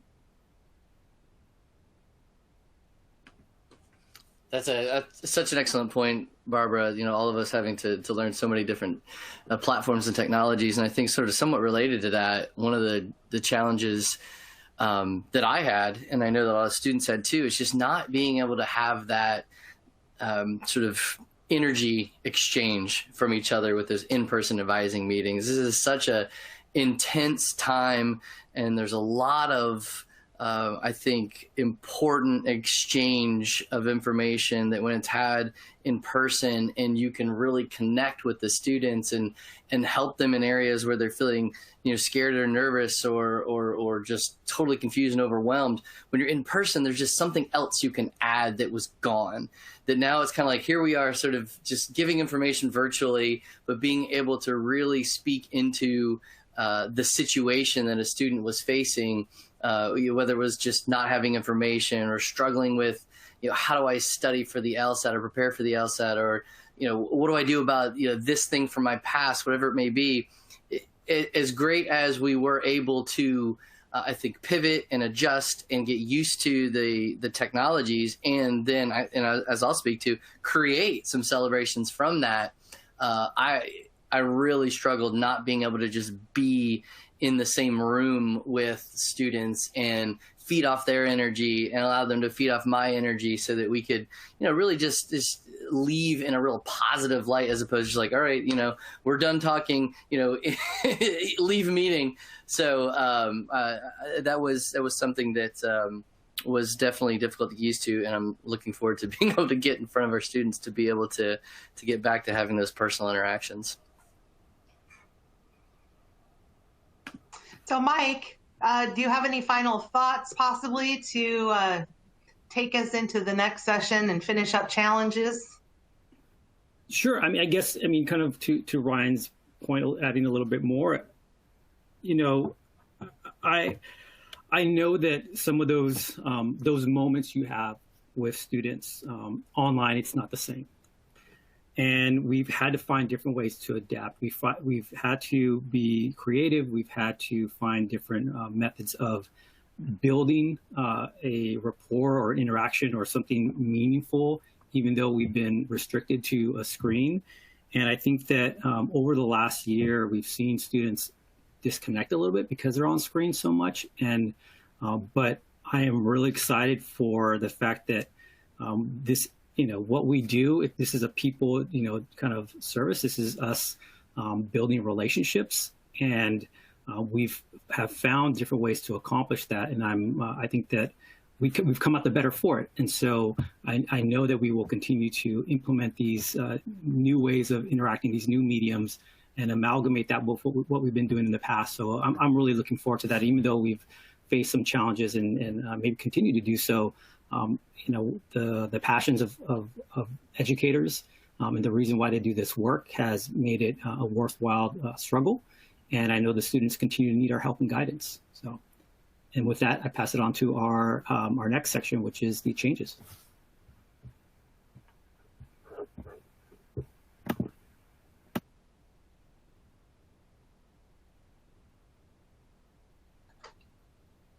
I think that that's I'm starting off Ryan. with changes. Okay. Barbara? Yes, changes. That's me. It's interesting because the changes that we have seen, as we've talked about already, range very much from the individual interactions that we have with the students to the availability that we have now of collaboration with colleagues far and wide from Zoom and Teams and this platform. And so I'm going to start off with the individuals. Interesting, the challenges started off very much in Mike talking about how hard this is at the individual level for the students and for us. And I was remembering how it started off back at the very beginning in April and May as very frightening. And we were in a Planck session. Shout out to Planck, because the Pre-Law Advising National Council, they took what was going to be our in-person meeting in New Orleans, and instead during the month of June had a number of different sessions so that all of us were able to stay connected as pre-law advisors, even though we didn't get to go to our quadrennial event. And I remember one of our colleagues at one of the Planck sessions talking about concern about the students and being sure that they were okay going through all of this. I mean, we're basically all adults and professionals, and these are young people with, you know, many different types of challenges. And I really took that to heart, and I started from there. Every time I would have a meeting with a student, I would start off with, so tell me how you're doing. How are things going for you? How's the semester going? And I found that for me, it was kind of a big change from some of the in-person interactions that I've had, you know, when you've got lots of appointments and people are coming in and out, and you kind of have a tendency to go, okay, what are we talking about today? And then they just kind of get the bum's rush when the next person is, you know, sitting out in the lobby. And I found that I really developed some closer personal relationships. The students felt comfortable making more than one appointment with me, and, you know, talking about a number of different things. And I also had way fewer no-shows than I used to have. And I think that there's something about students being on campus and they're far away from where your office is, and maybe it's raining, and it's just easier for them not to show up and sometimes burn a bridge because of that. So going forward, at least for a while, I think I'm going to offer virtual visits as well as in-person visits. And at least, you know, for some of the students who've seen me before, if they want to do a follow-up visit virtually, you know, just to stay in touch and touch base. And so in that way, you know, use both of the things that we have. And then, of course, we're, you know, going to get back in the fall. We have our pre-law kickoff day scheduled in person, Constitution Day scheduled in person. Hopefully, and, you know, this is kind of a question up in the air, will we be able to have our law fairs in person as well? Are the law schools going to be visiting? And so this is another, you know, kind of interesting, and here's a shout out to our personal organization, SWAPLA, the Southwest Association of Pre-Law Advisors, and all my SWAPLA friends who I see are on here today. One of our law school at-large members of our board, Jill Nykirk, who's the Assistant Dean for Admissions at the SMU Dedman School of Law. She wrote an article for the SWAPLA newsletter, and I think later for Planck, about kind of the viewpoint of the law schools of what the changes had been. And one of the things that she said was that we have to figure out what are the things that we got from all of this that we're going to keep, and what are the things that, you know, we're going to say, okay, that was great, but, you know, we don't need that now. We'll put that in our back pocket. And what she said was there always is going to be a place for robust virtual offerings, you know, and I'm a pre-law advisor. I'm not a law school person, but I certainly see from what Jill is saying that law schools are going to, you know, continue in some ways to have virtual offerings. She said that, you know, the online recruiting really fostered a lot more admissions. And she also said that, they started doing more earlier recruiting, faster admissions. And so that's a question that's out there of how are the law schools, what are they going to keep that's from a virtual perspective? And what are they anxious to get back to in-person visits? And I would say it's going to be a combination with that as well. I think a big loss that our students had was not being able to visit campuses and really get the feel for the place that they're going to be spending the next 3 years of their lives. And so I'm certain that law schools are going to have more robust in-person visits as soon as they're able to. I hope they're going to come back to our campuses as soon as they are able to.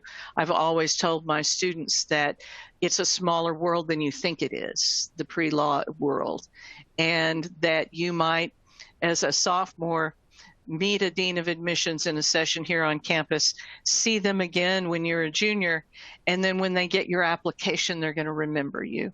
And so I think those personal interactions are, super important.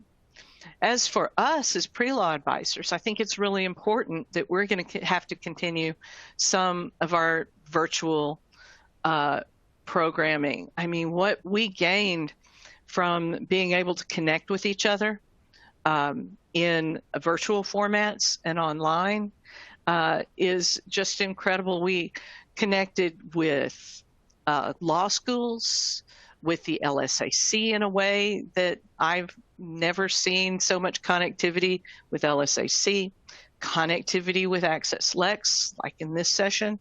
There's just so much more information out there now for us as pre-law advisors to learn and share, without having to go in person to a conference, without having to worry whether our school is providing us the funding to do that kind of interaction.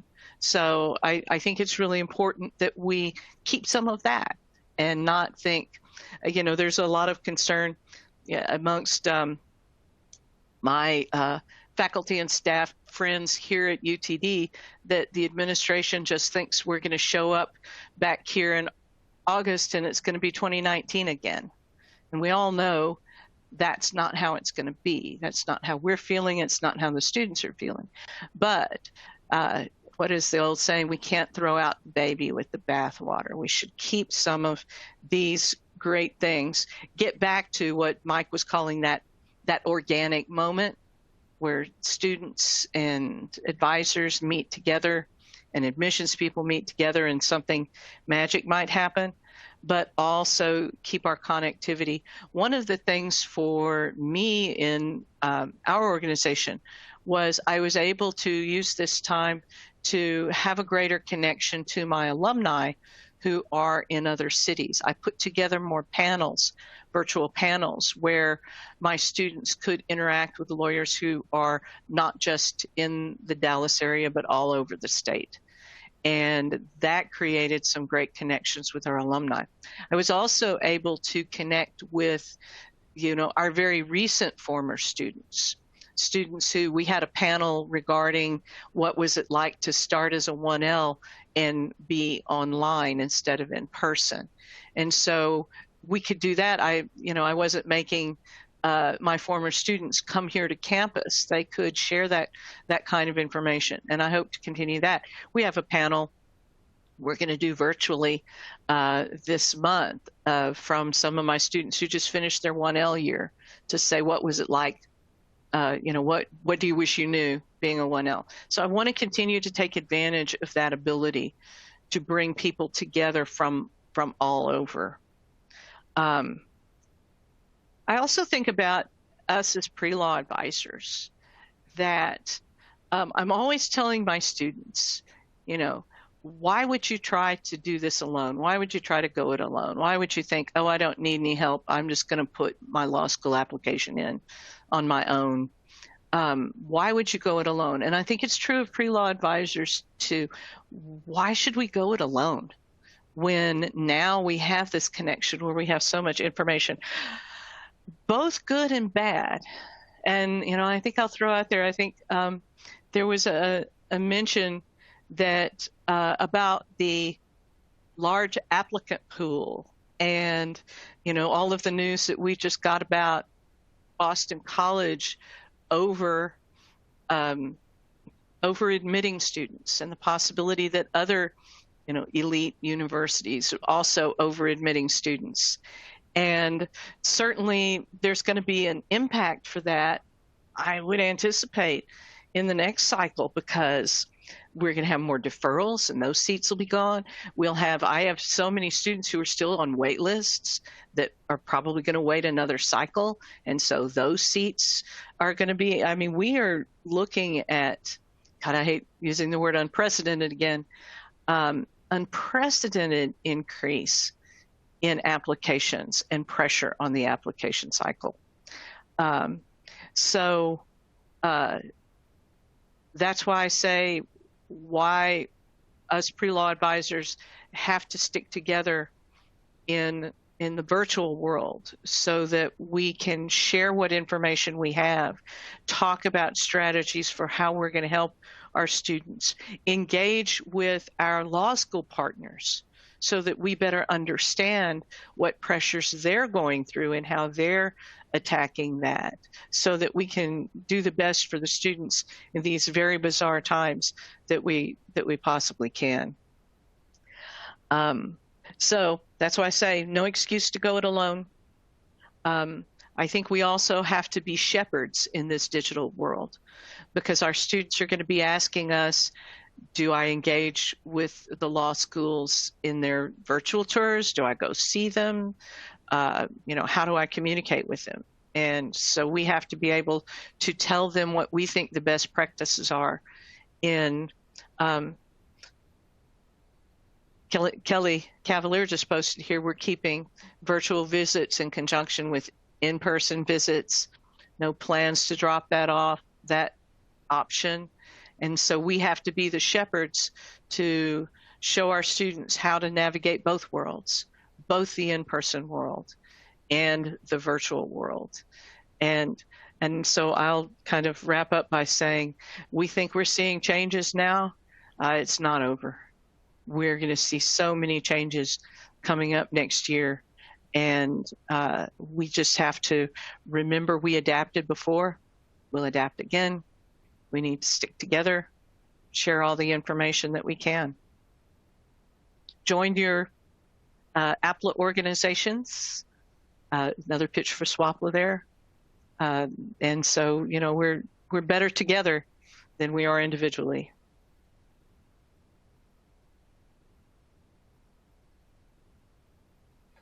Barbara, did you see the latest comment that came in about, that you mentioned a multitude of pre-law events? How do you ensure attendance? Any steps to increase attendance at pre-law events? Could you address that? That is always an issue, because the way I get them to attend in person is through swag. And of course, we're in the process of ordering a bunch of swag right now because our budget's getting cut. And so I have not found, any great secret towards getting students to engage.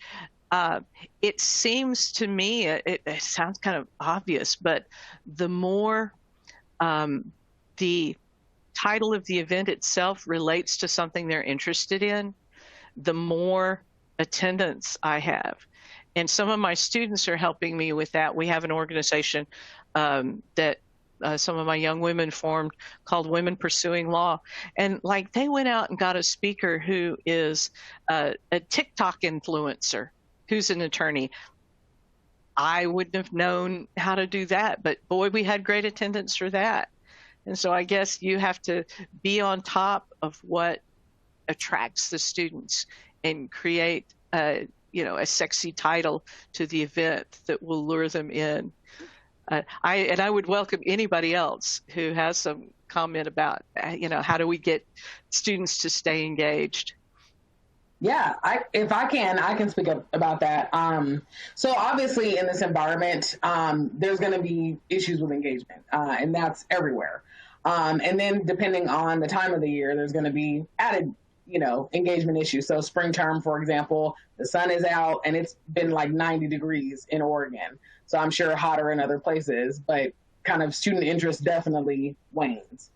So one of the things that we set up in terms of the structure at UO is we run the programs or workshops, whatever we're doing, weeks 3 through 6 of the term. And part of that is because, again, the pre-law advising at UO is under a specific flight path area that already does integrated academic and career advising. So we don't have a defined like pre-law center or anything like that. Like that is its own entity. It's part of other advising services. And so for that reason, thinking about our regular advising, for example, registration, introduction, so orientation at UO's introduction, because we're the Ducks, we got to be punny. And so we have found success with offering the programs weeks 3 through 6, and then also offering them at a consistent day and a consistent time anytime that we offer the programs. And then the other thing too, in appointments, we reiterate to students that yes, we have, different workshops and programs. They're offered this time. And these are kind of the schedule that we typically offer them on. In terms of, for example, planning your law school application timeline, that is a program that we run every quarter. And it's typically the first workshop that's ran for the term. So that is some of the ways that we have figured out success with some of our programs, even in this online and remote format. So hopefully some of that information can help you all as well. Yeah, I'll chime in too. And Deborah just sort of alluded to a similar tactic here, is it really leveraging student or other student organizations. So we have a number of pre-law focused student organizations, and I try to partner with them as much as possible because their reach is quite honestly just much better. They've got a targeted group of people that are going to look at their very specific emails about specific events. So we've got our pre-law society. We've got our mock trial folks. We have a number of affinity-based groups, pre-law groups that we try to work with them, partner with them, do the events in conjunction so they can slap their logo on something too. They can use it as a member engagement. They can require members to attend, those sorts of things. So I think leveraging the students themselves and their organizations and the leaders in their organizations is really beneficial. Going back to something that Barbara said too, titles and other people besides me are really, really attractive, not surprising. So I've tried to leverage a lot of just connections in the Atlanta legal industry to get folks to come in, right? So we've got some folks that were really, you can imagine there was a little political thing happening down here. And so we were able to find folks that were involved heavily in those campaigns and those efforts. We had folks from the ACLU and folks that were very involved and continue to be involved in voter rights advocacy. And having those sorts of folks come in and talk about sort of the real world application. So you want to go to law school? Well, I did too. And here are the amazing things I'm doing to affect change. And again, this is sort of part of the celebration piece that I'll speak to. So just having really exciting speakers talking, as Barbara said, to things that are relevant to them. The areas that are kind of hot in logos, right? Let's be honest, like the TikTok logo and name draws people. Well, the ACLU of Georgia draws people, Coca-Cola, Home Depot, all those names draw people in when you can have folks that are coming in to talk about all the cool things they do. In Atlanta, I have a lot of pre-law students who want to get into entertainment, want to get into entertainment law. The music side of it, obviously, just given the roots here in Atlanta. But then also now the film industry is blowing up in Georgia because of our tax credit system. And so when we can bring folks in, may not even be lawyers, but people who are dealing in the legal issues around that. I've got a good friend who's the general counsel for the Georgia Department of Economic Development. Yes, a lawyer, but most of what he's doing is centered around how do you attract businesses to come to Atlanta, and very specifically to get students to come listen to these. How do you get folks to come here and film their movies or TV shows, talk about the tax credit, why folks want to come here, what does that mean for the economy, what sort of jobs are being created. Those sorts of things are just fun, exciting, and interesting for me too. That helps a lot with the event. So I try to make sure I try to balance the events that are about application process with the events that are about, hey, if you do this application process right, here's like the end of the rainbow or the end of the golden, the yellow brick road over here. Maybe you could be working in a role like this, in a job like this, and affecting change in this way. I think it's interesting. I had an alumni, her name is Kimberly Allen, who went to Georgia, took a sabbatical from her law firm, big law job, to go to Georgia to work on voting rights, on the voting rights campaign. So even here in Texas, I got a speaker talking about voting rights in Georgia.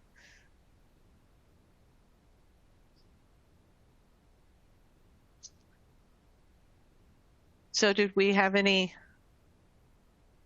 I think that this might be It looks like we have a comment. Hannah said, at the University of Alabama, we tied our new pre-law scholarships to student engagement with our pre-law program to encourage students from early on to take advantage of our services. So definitely the tie to, I love all your ideas, from TikTok to people that students are going to respect, right?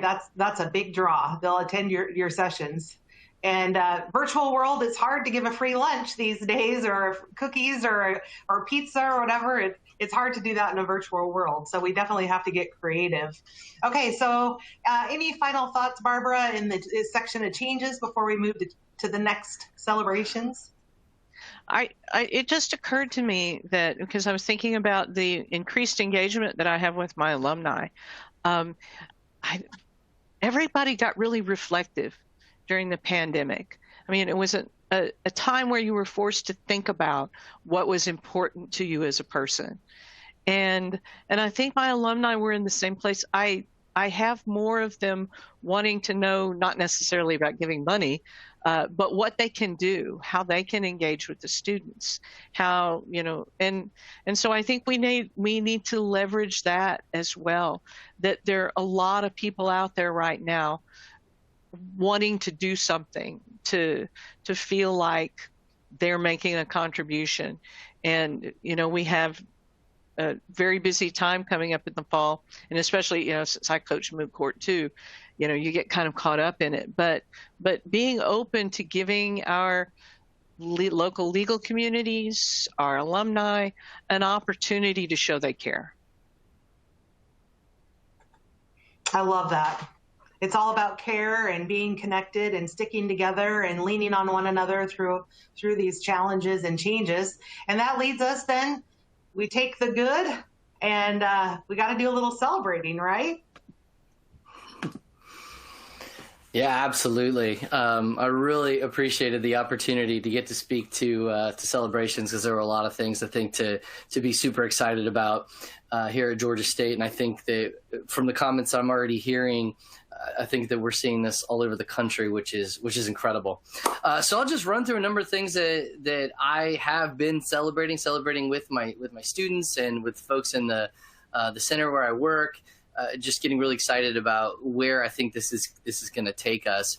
Number one, our reach to the pre-law students increased exponentially.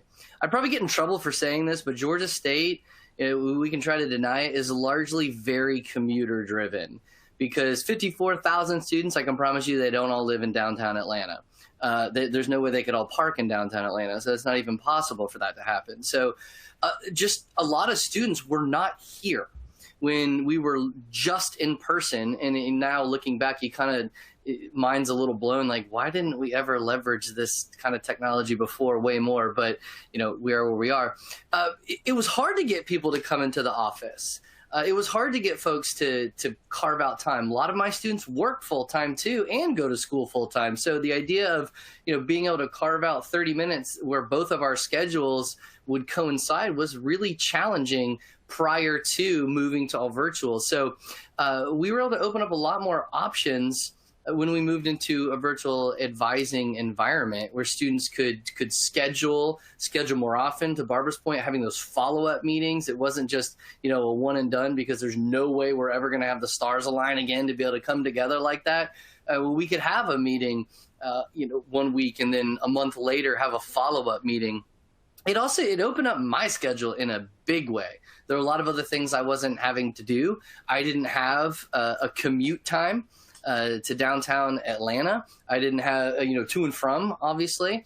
And so I had a lot more availability to offer up, to create those windows of opportunity. I could meet with students a lot later. So if I did have a student or students, because there was a number of them who may be working, they may not be able to meet until 6 or 7 o'clock. That's much easier for me to do in a virtual environment than staying on campus all the way until 9 o'clock or whenever it may be. So our reach, being able to touch many more pre-law students was increased exponentially, which is just super, super exciting.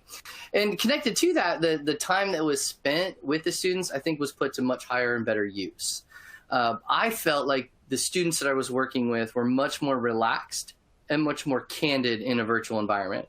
They weren't coming to some office for some center that they've never actually heard of, having to go into some building, as we happened to be in one of the brand new buildings that Georgia State had taken over in downtown Atlanta. Not everybody even knew the building was there or where it was, and having to get to the third floor. It was sometimes confusing, maybe even intimidating, this sort of new place to end up. And that could have put some folks on edge, and again, they're already sort of perhaps maybe a little scared or nervous or uncertain about what's going on. Much more candor and greater relaxation in the conversations, which ultimately led to more information coming out, more concerns being shared, and the ability to address more of the issues that they needed to address with respect to their applications and just going to law school and practicing law. I also found that in that we were able to pivot in our meetings a lot better, right? When I'm sitting at home and I have my sort of setup at home, I've got access to everything online. I've got my computers and screens and iPads, and I can access all the file systems. I can get anything. And if I didn't bring something to the office that day, or bring something to campus, if they didn't bring something with them, or they didn't bring their laptop, or they didn't have their flash drive or whatever, we may not have been able to hit on everything. But we sort of both sitting there on our computers had access to everything. So there'd be a lot of instances where they would, would you mind? They didn't know that I would be willing to take a look at, a personal statement, and we might be able to take a quick look at a couple of paragraphs. They could share that on the screen. I could look at it, and we could have a discussion right there in real time, which again, like I said before, just put that advisement time to higher and better use. To the point we were talking about earlier, event attendance actually increased in a number of events. To one of the points I think that was made, having a schedule. So the events were scheduled very intentionally based on sort of survey data that we would get at the beginning of each semester. So they knew when these events were going to be. We had a series of events with AccessLex specifically that went through a number of different programs that were all related, a lot of great connective tissue through their process. And they knew when they were going to be, they knew who was going to be there, and they were able to just log on, jump on much easier. So I think our attendance increased, again, because the location is easy. It's easy to find the link. Sometimes it was harder to find our office. We were also, related to that schedule, able to be much more flexible when we were scheduling those events. They didn't always just have to be lunchtime events, which always seemed to be on campus the only time, even though our schedule has no actual lunch period or sort of break in the day. That's where they tended to land, just because of convenience for most people, but we could be a lot more flexible. Again, with the flexibility came greater attendance. I also agree with what everyone has said. We will continue to do both. We have the technology in the Center for Advancement of Students and Alumni to do the event. Like, we can do an in-person event and simultaneously webcast that event. So that's something that we'll definitely be taking advantage of. I think what was really neat to see also is our virtual pre-law community in and of itself exploded. we have taken full advantage of technology like GroupMe and invited our pre-law students to join a pre-law GroupMe. And it just, we used it prior to, but it absolutely just blew up in spread, and students were on there, not just asking me questions and maybe me answering questions, but helping each other, sharing information, sharing insights, things they were hearing and seeing, and study tips and different things like that. It was awesome to see the students be able to connect virtually, when otherwise, if they weren't in the same pre-law student group, if they weren't coming to the meetings, they weren't getting a chance to meet each other. It was really awesome to see that happen. We're also very fortunate that we have a law school. So Georgia State also has a law school, which is literally next door to the building where our pre-law offices are housed. And we had always had a relationship with the law school. But interestingly, I think, and this also goes to something that was said earlier, that, and I think Barbara just said it, people really wanting to help. We were able to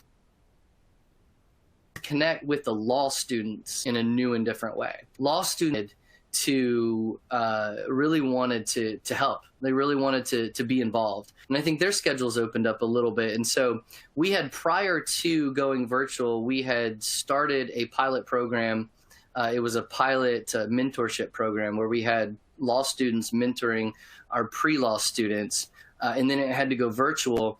And it continued with unbelievable success. And the mentors and mentees were able to meet virtually. I think meeting virtually, again, it opened up the ability to connect. It also, one of our concerns with the mentorship program was sort of the pairing, and, if there were any sort of issues with people meeting in person, and how and in what ways do we police that. When it went to sort of a virtual environment, obviously any safety concerns were taken care of. It turned out to be incredibly impactful for not just our pre-law students, but also our law students, them getting an opportunity to mentor and to sort of pay it forward and start to create, I think, in the beginning of their own careers, that expectation for themselves that as they move on and start practicing law, they're going to want to give back. They're going to want to reach down and continue to mentor and pull people along. Well, yeah, so I see Ryan, there was yeah. Yeah, do you see the GroupMe? Yeah. Could you expand on that a little bit more? Talk about more. It sounds like, as a pre-law community, how big can it get? Can subgroups be created? Thank you. Yeah, so within GroupMe itself, you can create as many groups. So there really isn't technically a subgroup of the pre-law GroupMe, but you could create other groups and just give them a different name. And we have, I'd have to go and leave here to go and look at it. I think we're at nearly 400 pre-law students that are in the GroupMe. So there's a link that as soon as I meet a student who comes to me and is, hey, I'm interested in pre-law advisement at Georgia State, what do I do? There's a number of things we can tell them, but two things I'm always going to share. They'll get them on our email listserv, but then share the GroupMe link, and then they join. And I have not seen one get to a place where you have to sort of parse it out or make it any smaller. You can have as many members that are willing to be there, and they can leave when they want. And so when they graduate and they feel like they don't need that any longer, they leave. I've had some folks actually continue on and provide help from the law school perspective within the GroupMe. They can also, we can give them permission to add folks, their colleagues or classmates who may be interested in what we're doing. It's also a great way to advertise events. So one of the things that I would do while we were getting ready to start an event, while I'm getting ready to pull, I've started up the whatever platform it may be that we were on. I'm also on GroupMe and putting in messages. Hey, we're starting in 5 minutes. Here's the link, the WebEx link or the Zoom link. Here's who's going to be here. And we would have folks, and this was fantastic, folks who may not be able to attend an event because they were working and they couldn't even just pull up the meeting. They could have their GroupMe screen up, and I could put in, some of the links, like from our AccessLex events. They would be sharing really valuable links. I would drop the link in the GroupMe and say, hey, go check this out, go register, go create your account, those sorts of things. So, in the GroupMe, Christina, anything and everything. So if I hear, so we get, an announcement from LSAC, I'll drop it in there. There's some information that, I've received, maybe some, some free LSAT prep courses. I can drop some information in there. Anything and everything that is important and relevant to those students, I would put that in there, and encourage the pre-law groups to do the same thing. So PAD, our National Black Law Student Association pre-law division, they can post their events in there. But you have to police, if someone posts something that is not related to pre-law, would ask them not to do that. That's, that we are specifically dedicated to our pre-law efforts. Yeah, so to that point, Morgan, you do have to sort of have some rules with respect to that. We are posting pre-law content only, things related to that path, and also with respect to just being generally respectful. Yeah, it is something that you have to, as the sort of owner, if you will, of that particular GroupMe, you have to pay attention to what's being posted and make sure that if someone, is sharing something that they may have seen or hear, that you, when possible and when necessary, you do correct that information. What I have found is very interesting, is that the students actually do a really good job of that, where I would see somebody maybe post a comment, or maybe post an article, or post something I read on something like Reddit or whatnot, and then other students chime in and say, well, that's not actually true, go look at this, and which is sort of why one of the reasons that I brought the GroupMe out as a celebration is seeing that interaction where they almost police it themselves, but I would, where necessary, chime in and again correct. So it's not something you sort of just throw out there and let it sit there. You do have to make sure you're paying attention to what folks are sharing. And another reason to pay attention is that you could at 2 a.m. get a GroupMe message from somebody saying, hey, Ryan, do you know about this, or what about this, or can I set up a time for this? And I need to go back, scroll through and make sure I didn't get any or miss any messages. Aaron, interesting. I don't use anything else because at Georgia State, using other social media accounts is an absolute nightmare.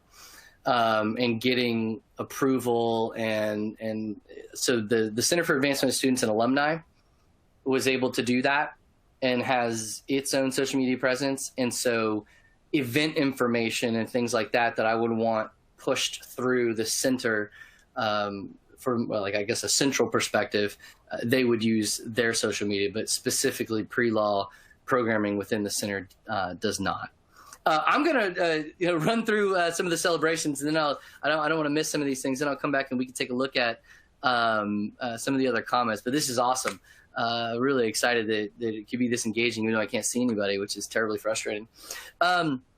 So there was also, and I think I alluded to this earlier, greater connectivity within the legal industry, and Barbara mentioned this too, that attorneys are very interested in helping, very sensitive to the need to help.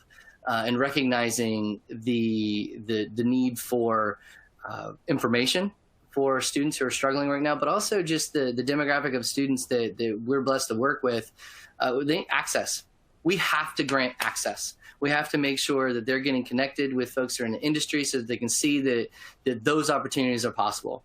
That's where they can go and they can land, and those are the things that they can achieve. And so it's been incredible. How we've been able to leverage the flexibility created through a virtual environment to get more attorneys on campus and at our events, not just attorneys too, just professionals in the legal industry, which I think is really important. I get a lot of folks who are interested in the legal industry that may not necessarily go to law school, which is totally cool. And, big law firms have CMOs and CFOs and, all the other functions that big companies have. And we want to make sure that we can inform them as well. Just as an example, one of the classes I teach, I leverage a lot of attorney panels.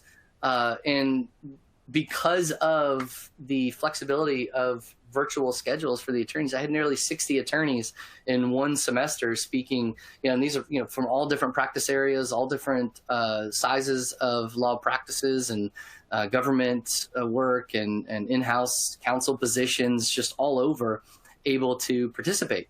To the point where I had to sort of start to limit some folks because we didn't have enough time for all those lawyers to be able to talk. I think and this is where I'll sort of wrap this up.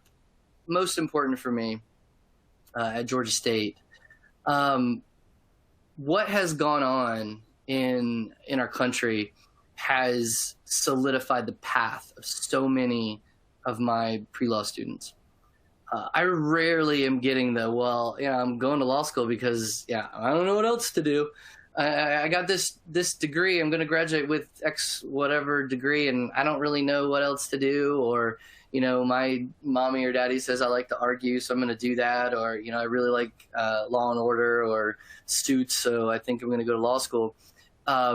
Students want to make a difference. They want to help usher in change, and they're recognizing that through a legal education and the practice of law, they can do that.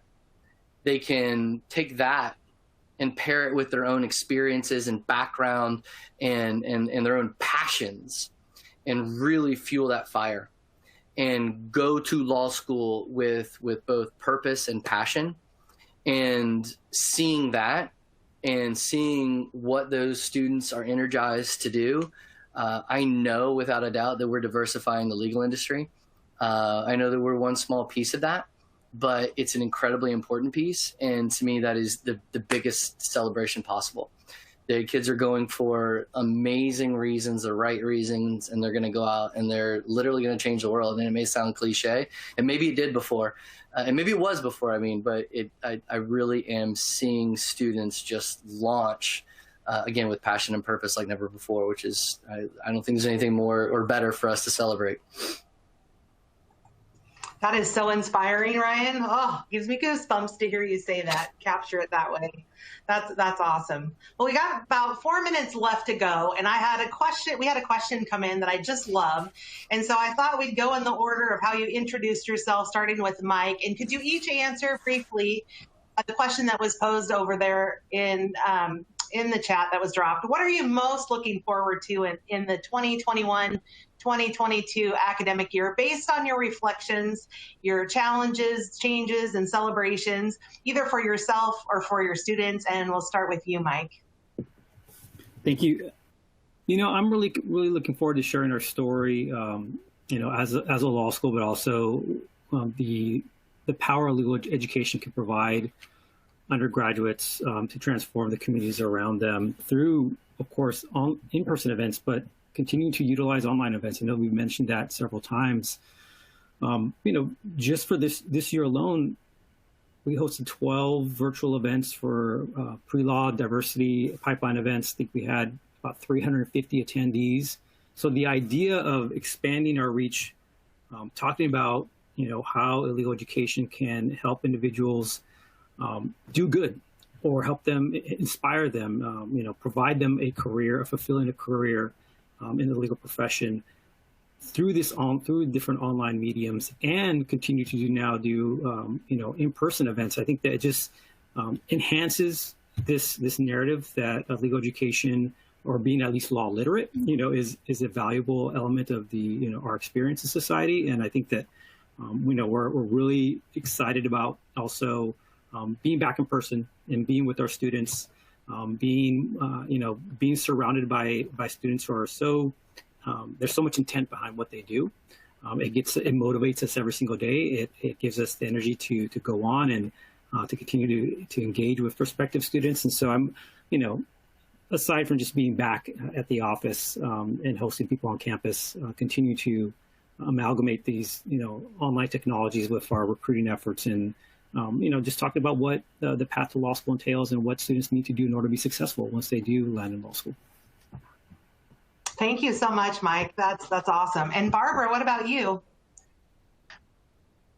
I'm really looking forward to seeing the students get together with each other, because they get so much from each other. And I've found that the students really need each other. We had just one, kind of end of the year event with our moot court team. And here are students who've been working together as a team and excelling and winning. And I didn't realize when we got together that most of them had not even met each other in person before.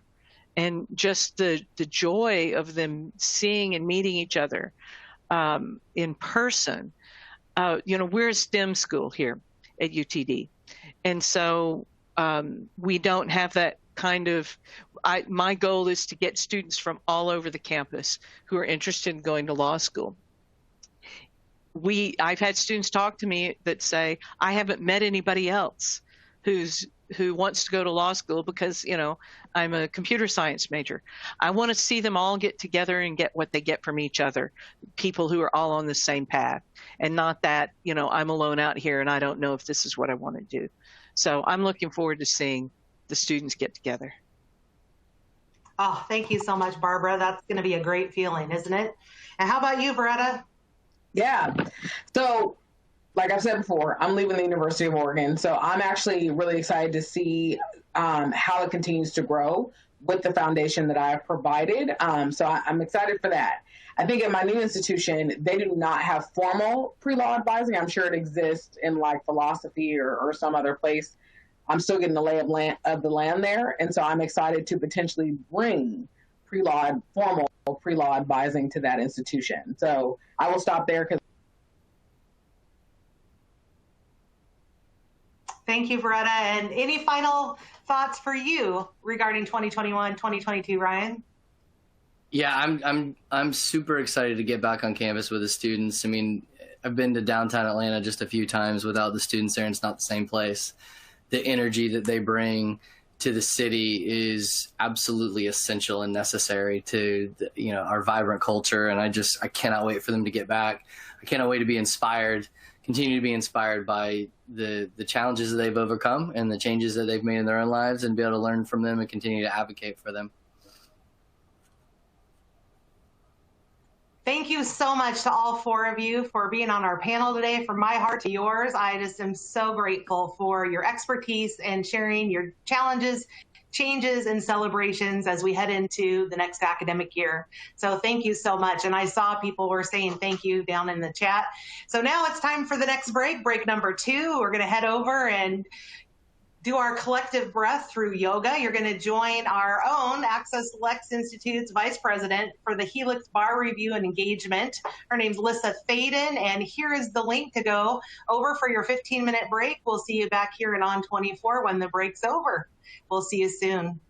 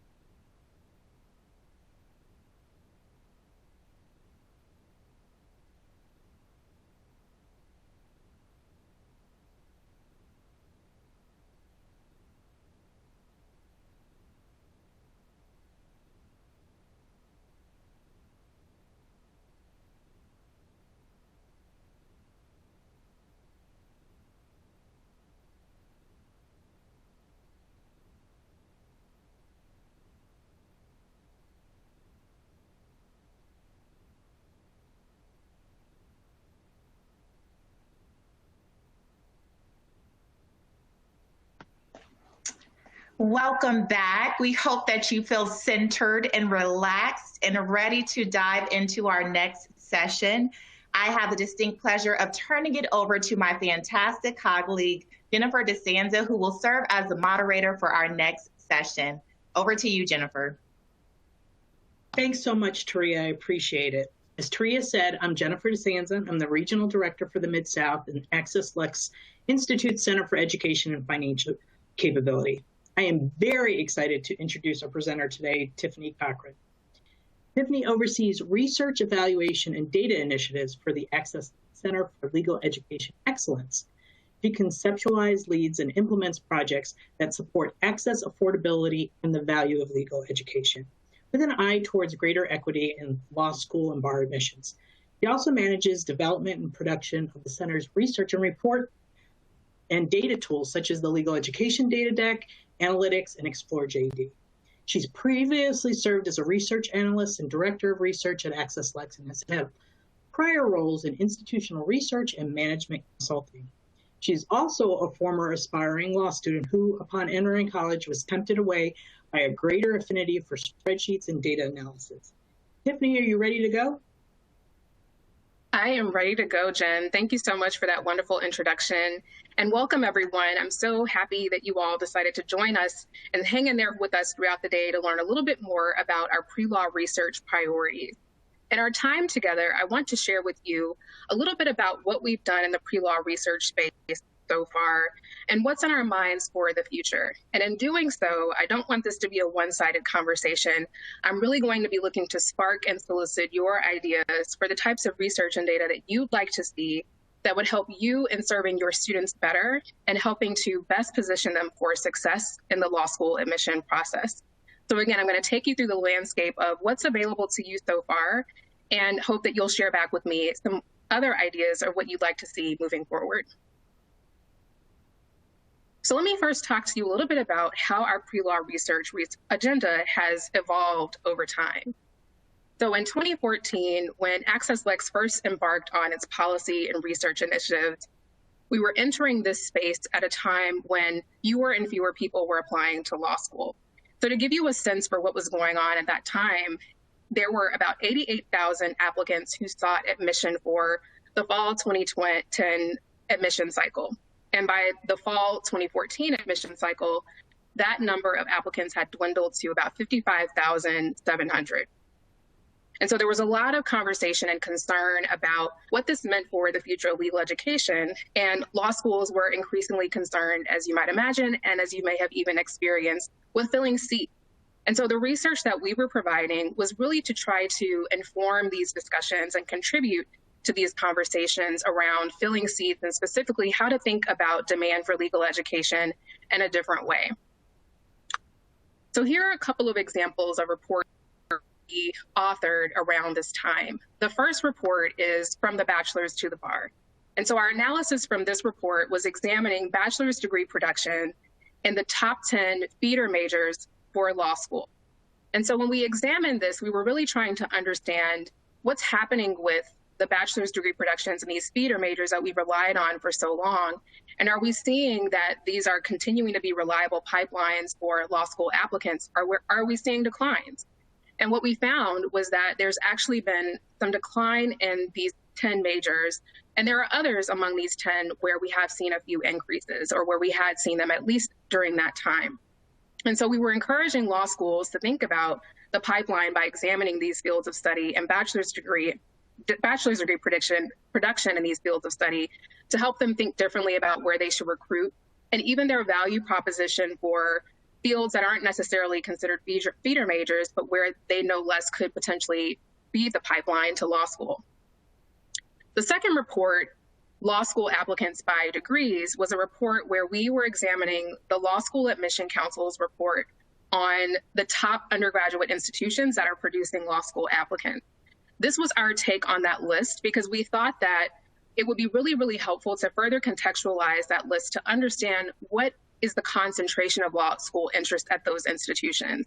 Because for those of you who are familiar with the list, you know that the schools that tend to rise to the top are those that also just so happen to be very large institutions. These are your huge public institutions like the Penn States of the world that, of course, have larger alumni and therefore can then produce larger applicants. And so what we wanted to do was essentially provide a ratio of applicants from these feeder institutions to the number of bachelor's degree recipients at those schools to come up with this concentration ratio. And one of the key findings from that report was that when we examined law schools with higher levels of law school interest or concentrated interest in law school, they tended to be more racially diverse. And so this was a really significant finding because from an access perspective, we thought that this was even more grounds for law schools to think differently about admission and recruiting, and particularly to recruit from potentially smaller schools, but certainly schools that were more diverse. Because again, the idea was that these are schools and students that are more likely to actually continue to sustain or maybe even increase their demand for legal education in the future at a time when we saw those applications declining. And here's one more that we authored, and this is a more recent report called Future in Law. And with this study, we were able to get a hold of data from the Higher Education Research Institute at UCLA.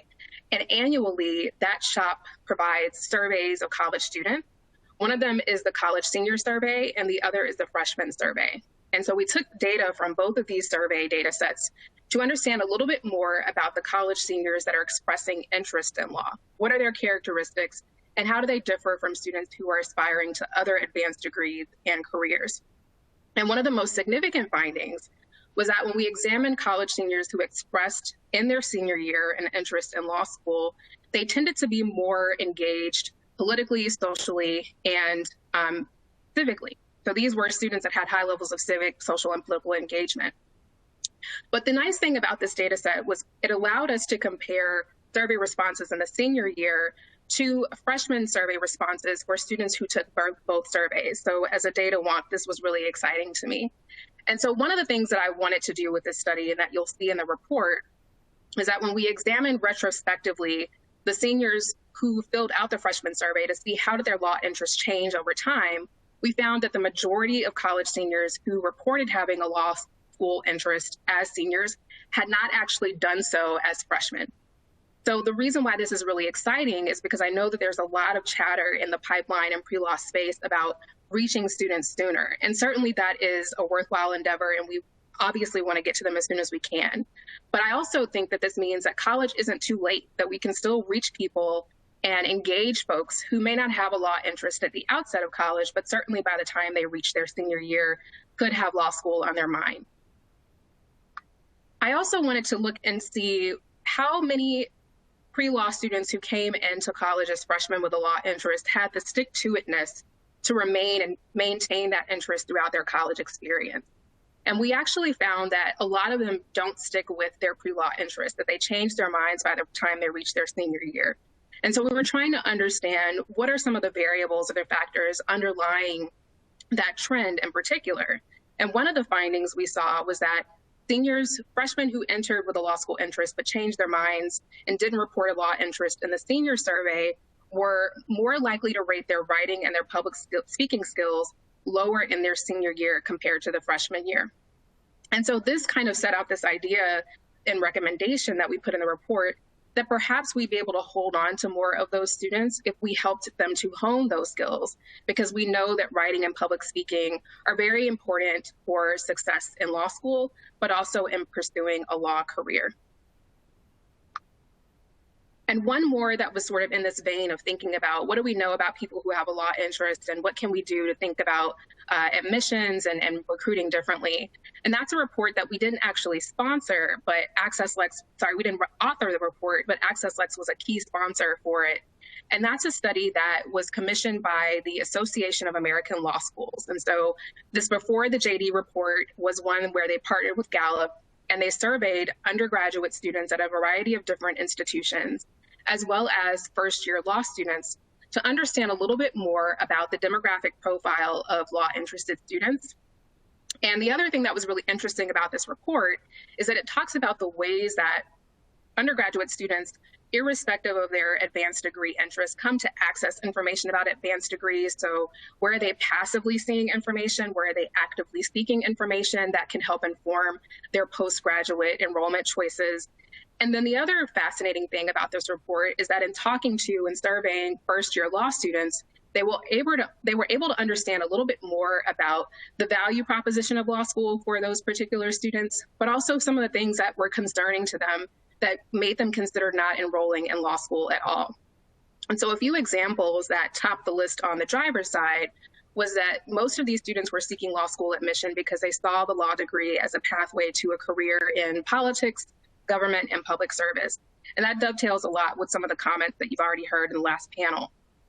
On the barrier side, two of the most common were cost, as well as a concern about work-life balance in the legal profession. And so these are really informative for law schools and thinking about the things that really attract students to pursue a law degree, but also the things that could potentially turn them away, particularly those that ultimately decide not to enroll.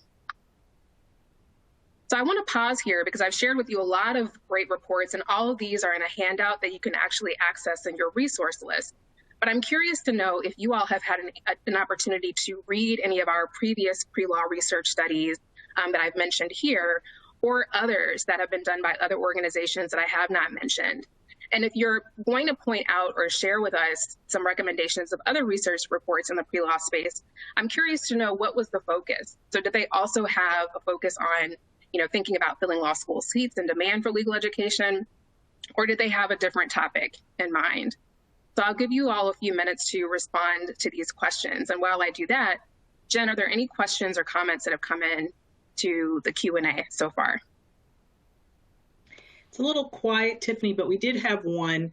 LSAT also produces pre-law research, and I know they recently produced a report that was on justice impact individuals in the law school pipeline. Are you familiar with that report? I am. I love that someone made this recommendation because justice impacted students are obviously top of mind for a lot of reasons, given all that's happened over the last few years, and let's be honest, in the years even preceding. And so, yes, I'm very familiar with the LSAC report. So glad to see that they're doing research in this space, and they have a wealth of other research and data resources on their website. So I think that for those pre-law advisors in the audience, particularly those who are new, I would definitely encourage you all to check out the resources that they have in their research and data repositories.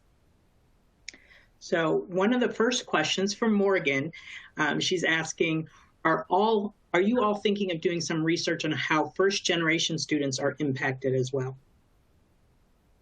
Interesting. So I think I'd be curious to know what impacts you're specifically focused on, but we're certainly interested in doing additional research on first-generation law students and have them top of mind. I'll share a little bit more about that in a few minutes.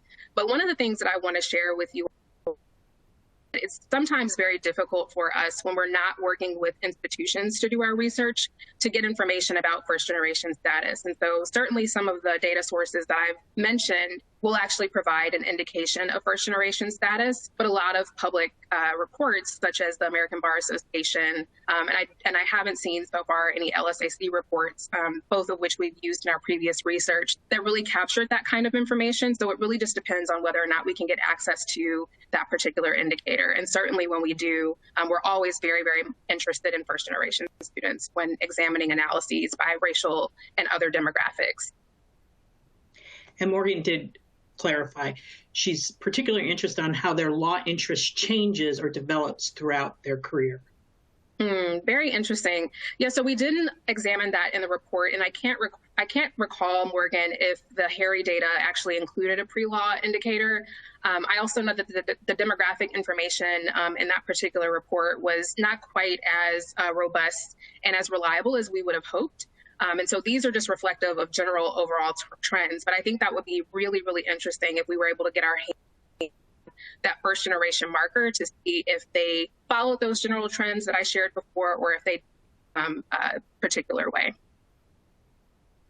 So Sal brought up the Gallup AccessLex research, examining value, measuring engagement, and national study on the long-term outcomes of a law degree.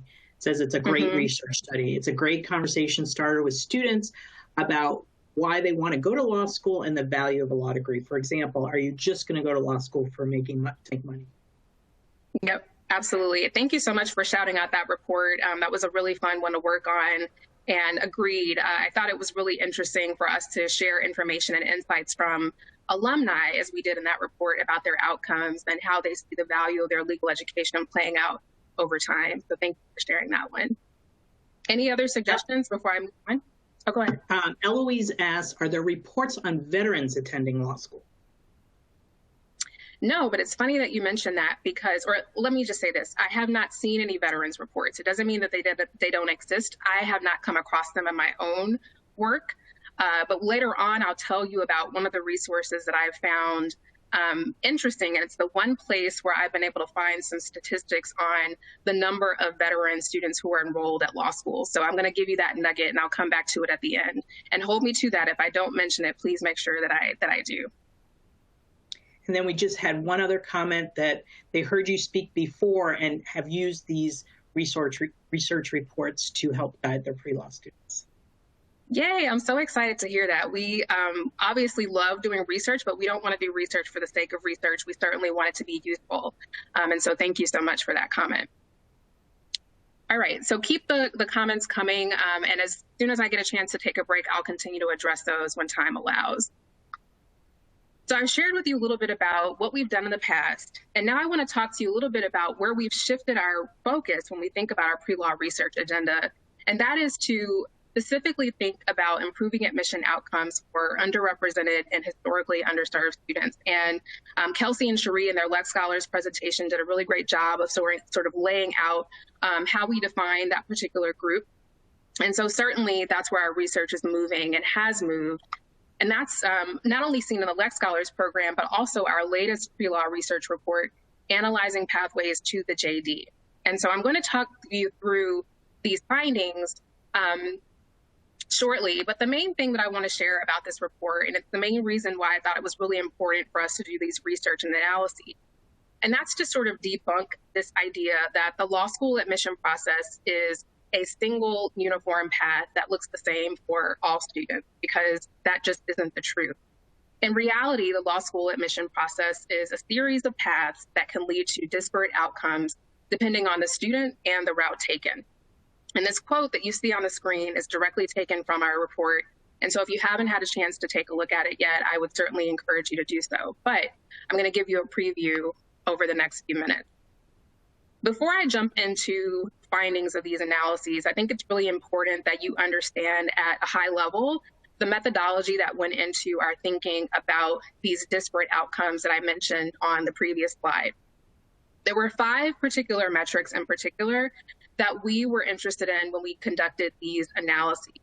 And we used these 5 metrics to group law schools into 4 different categories. So I'll show you that in just a little bit. But these 5 metrics could either have a positive impact on a law school score, which we use to group them, or a negative impact. So for the positive factors, the higher the value, the positive factors, the higher the value, the higher the score. And for the negative factors, the higher the value, the lower the score. So on the positive side, we were examining first-time bar passage rate differential. And so for those who may not be familiar with this particular data point, this is essentially comparing one particular law school's overall average first-time bar passage rate to the first-time bar passage performance of other takers in those same jurisdictions where those students took the bar. So essentially comparing the school's first-time bar passage rate to the average state bar passage rate for first-time takers in those same states.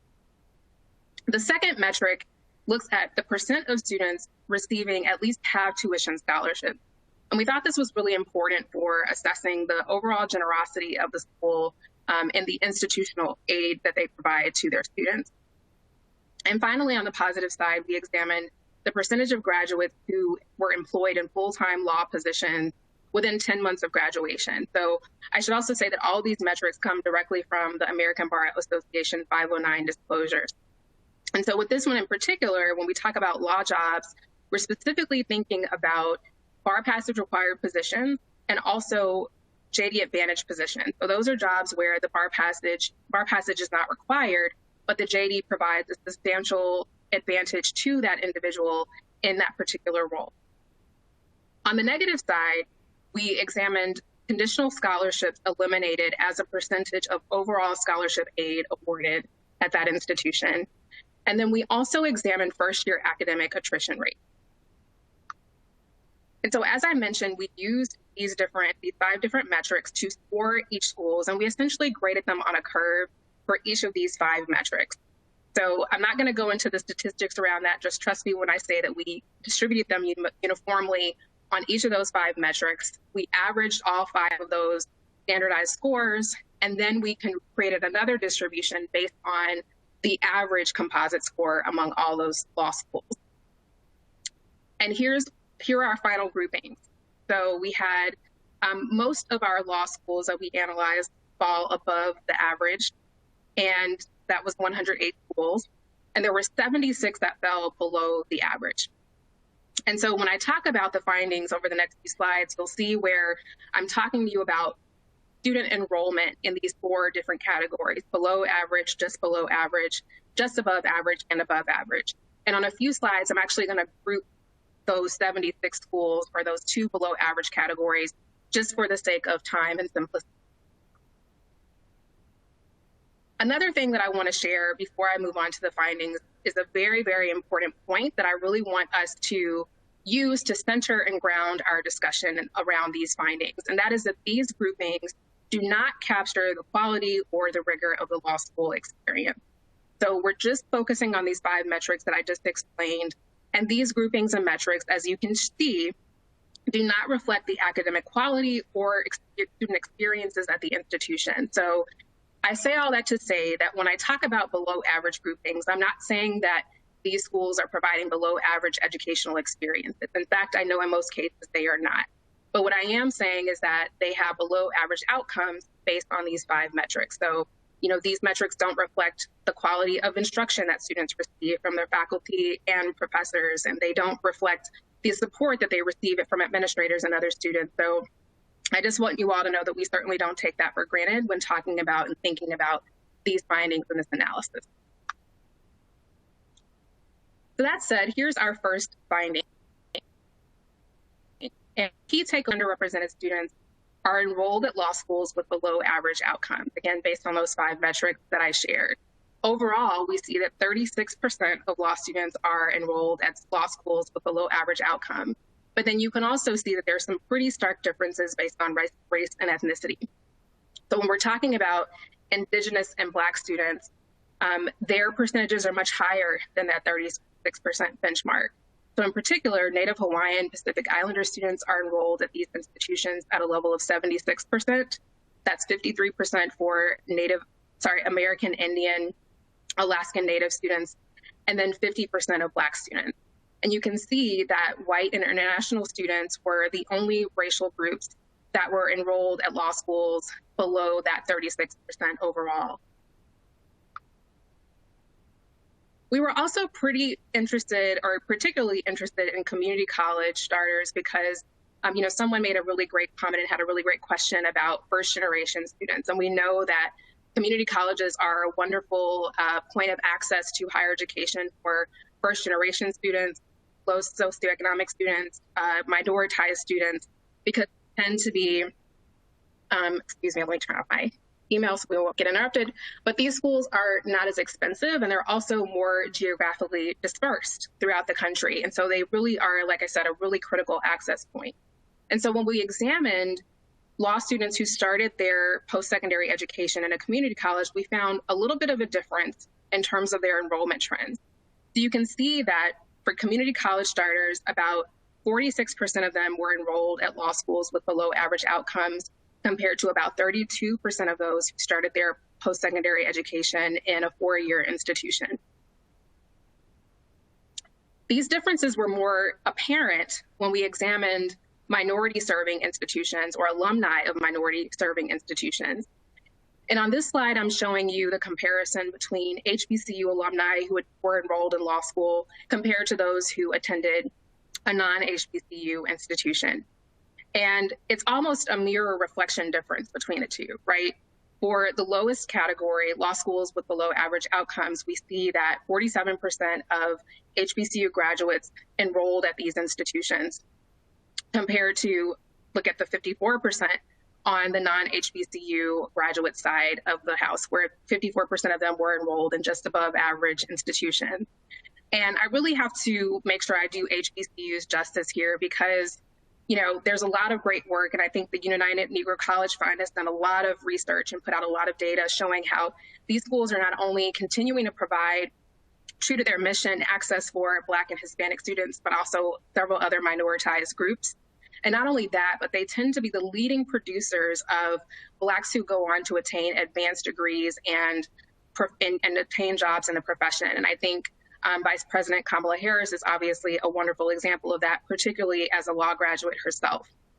So I just want to point out that when we think about these data points, it's also important to think about the legacy of these institutions and what they tend to be known for. But this is particularly interesting when we think about those as an access point. How does that look for HBCU alum today who are going on to pursue a law degree, and the types of outcomes or the types of outcomes of the schools where they tend to enroll? I also want to share a slide, again, thinking about minority serving institutions on Hispanic serving institutions. So these schools tend to serve Hispanic and Latinx students. In order to have the HSI designation, their student bodies must be comprised of at least 25% Hispanic Latinx students. And so here again, we do see some differences in the enrollment trends. And so you can see on the left side of the graph that those who earned a bachelor's from an HSI were more likely to enroll at law schools with below average outcomes compared to those who obtained a bachelor's from a non-Hispanic serving institution. And then one more grouping that we were interested in, or a pathway rather, that we examined were differences in enrollment by fields of study. So based on what you studied in undergrad, how does that impact the type of law school based on outcomes that you ultimately enroll at? And so here again, we have that overall 36%, and you can see that compared to all students' enrollment in law schools with below average outcomes, 59% of criminology and criminal justice majors were enrolled at these institutions, and 49% of pre-law students. And what I find particularly interesting about this is that these tend to be majors that immediately bring law or, law degrees and fields to mind, right? But these also tend to be the majors that are more likely to enroll at law schools with lower than average outcomes. And then on the other side of the spectrum, you see that social science majors, biology majors, and English majors are actually below that 36% overall comparison. And one of the reasons for this might be something that I haven't talked about at all in any of the previous slides, which is this question of not only student choice, so where students actually enroll, but also where they get accepted. Right? So that's the other part of the equation, is where am I actually going to apply and be admitted? And we know that LSAT scores have a lot to do with that. And so we examine median LSAT scores by these different fields of study. We find, again, some differences, right? So on the left side in the gold, I have shown you the median LSAT scores for the top 5 feeder law school majors. And all of those are above 150. But then when we look at law-related, or what I call law-adjacent majors, criminology, legal studies, pre-law, and law and criminal justice, these tend to have lower median LSAT scores.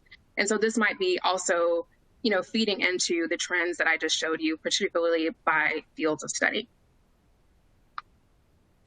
So in summary, as I think about this analysis and I think about these data, I do want to just reemphasize that this isn't about making a judgment call about law schools or students' enrollment choices. But I think that these findings should really inform our conversations and discussions about equity and access to legal education and careers. And I also just want us to kind of think about and sit with the question of whether or not we're okay with these stratifications. And I think another bigger question, and probably the most important question, is what do these stratifications mean for underrepresented students? And are they serving to advantage them or disadvantage them?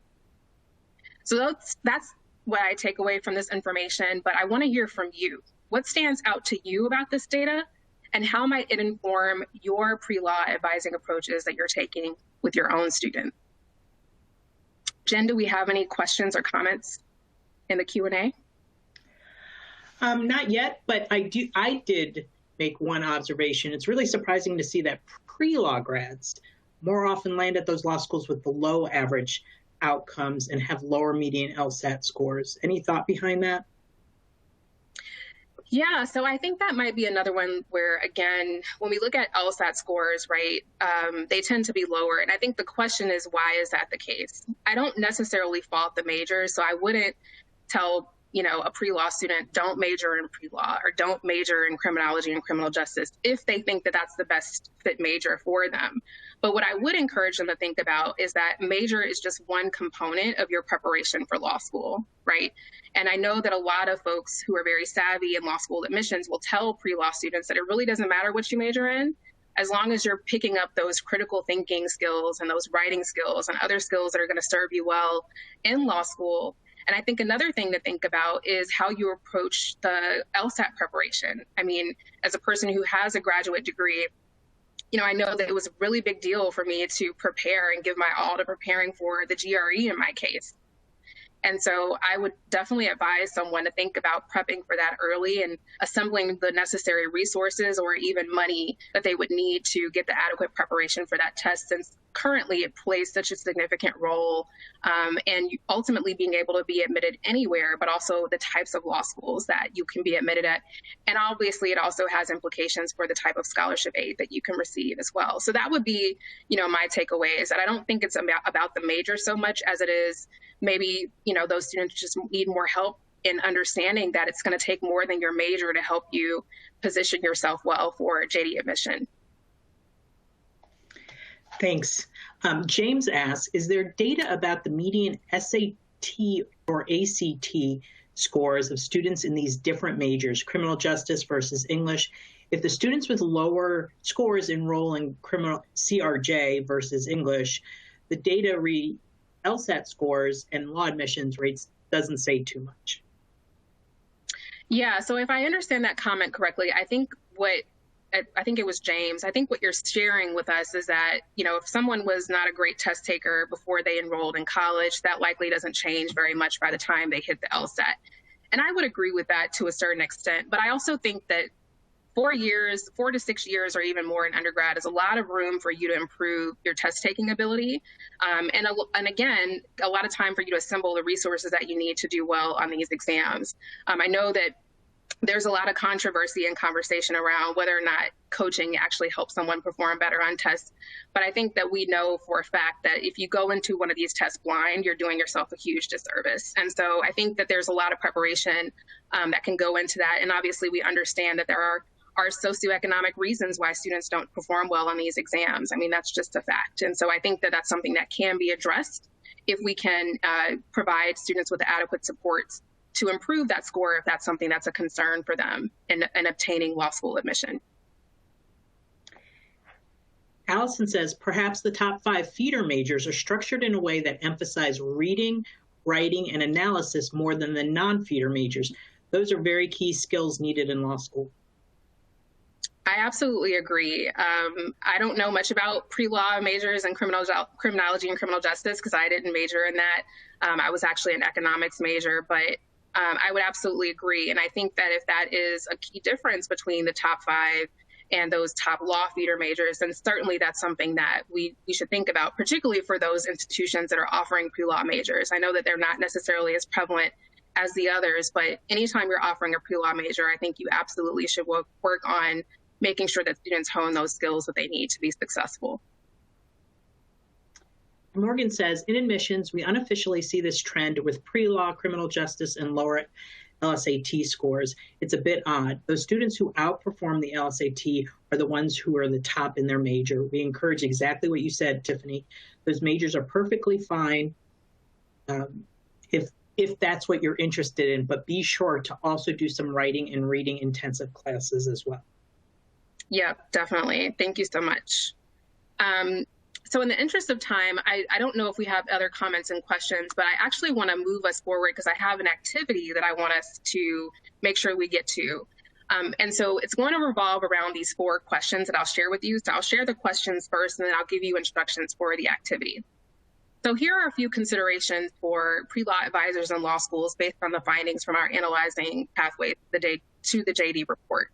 The first is, what types of curricular or wraparound support do law-adjacent majors need to improve their admission outcomes? Second, how can advisors, pipeline programs, law schools, and the legal profession drive more equitable outcomes for HBCU and HSI graduates? Third, what supports do law schools with below average outcomes need to improve their students' outcomes?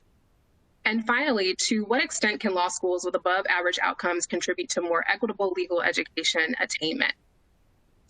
So keep these questions in mind, and I'm going to pivot over to our activity. I'm going to share my screen for us to do this, but actually before I share my screen, I want to make sure that you all get access to this website that you'll need to go to for the activity. So I believe it's both in your Q&A box or your question and answer, and I think you can also click the URL directly on the screen to get there. And once you're at that website, I'm going to show you what you need to do.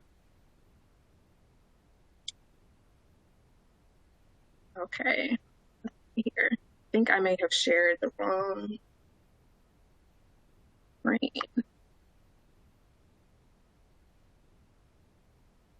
All right, there we go.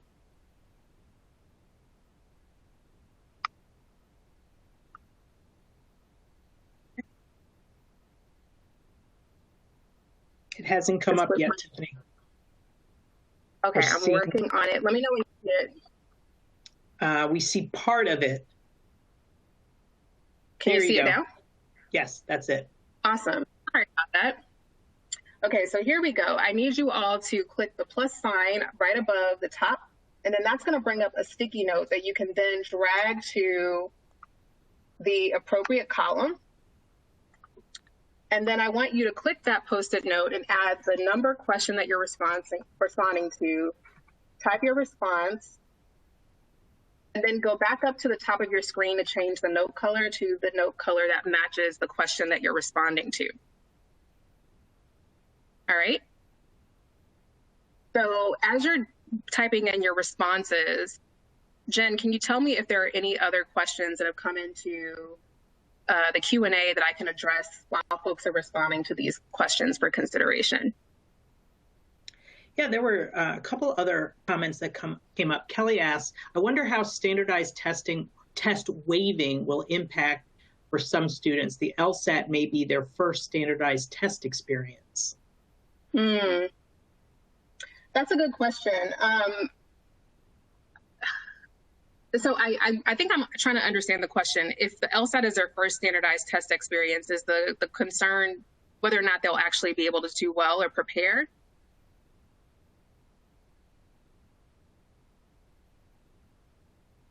Kelly, if you could clarify. Kelly, if you could clarify, that would be great. While we're waiting for clarification on that, Tina asked, has anyone ever collected information on how and what resources the students accepted into the T14 schools used? I think that would be interesting to know. I'm sorry, Jen, can you repeat that question one more time? Sure. Has anyone ever collected information on how and what resources the students accepted into T14 schools used? I think that would be interesting to know.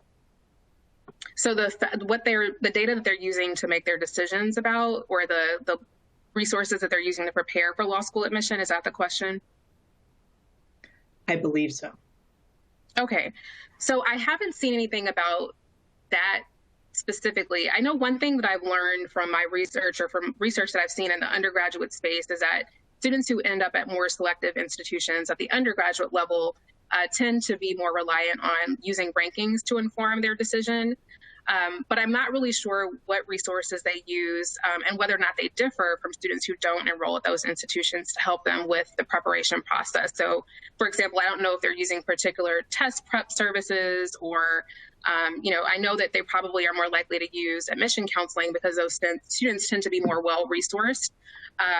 Or it might just be that they're coming from undergraduate institutions where they had access to more resources and services that those institutions provided. So the short answer to your question is that I have not seen that research, but I do think that that would be interesting to see if there are some disparities in access there. So Jen, I know we're seeing a few responses to the question. So do you want to read off a few? Sure. So for the first question, we have LSAT prep.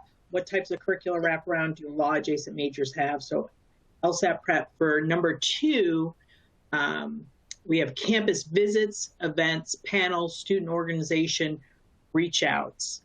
And then on number 3, we have bar prep support, clinics for practical experience, outside mentorship.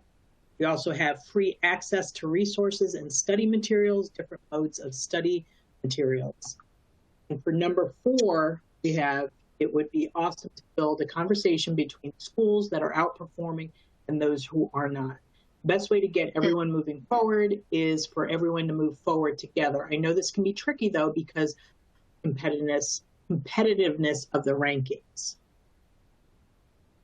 Yeah, absolutely. But I'm an idealist too, and I think that it would be wonderful to see more law schools coming together around this. I think that specifically when we're talking about increasing access for underrepresented students, that's something that we should be competing on, but collaborating on at the same time, if that makes sense.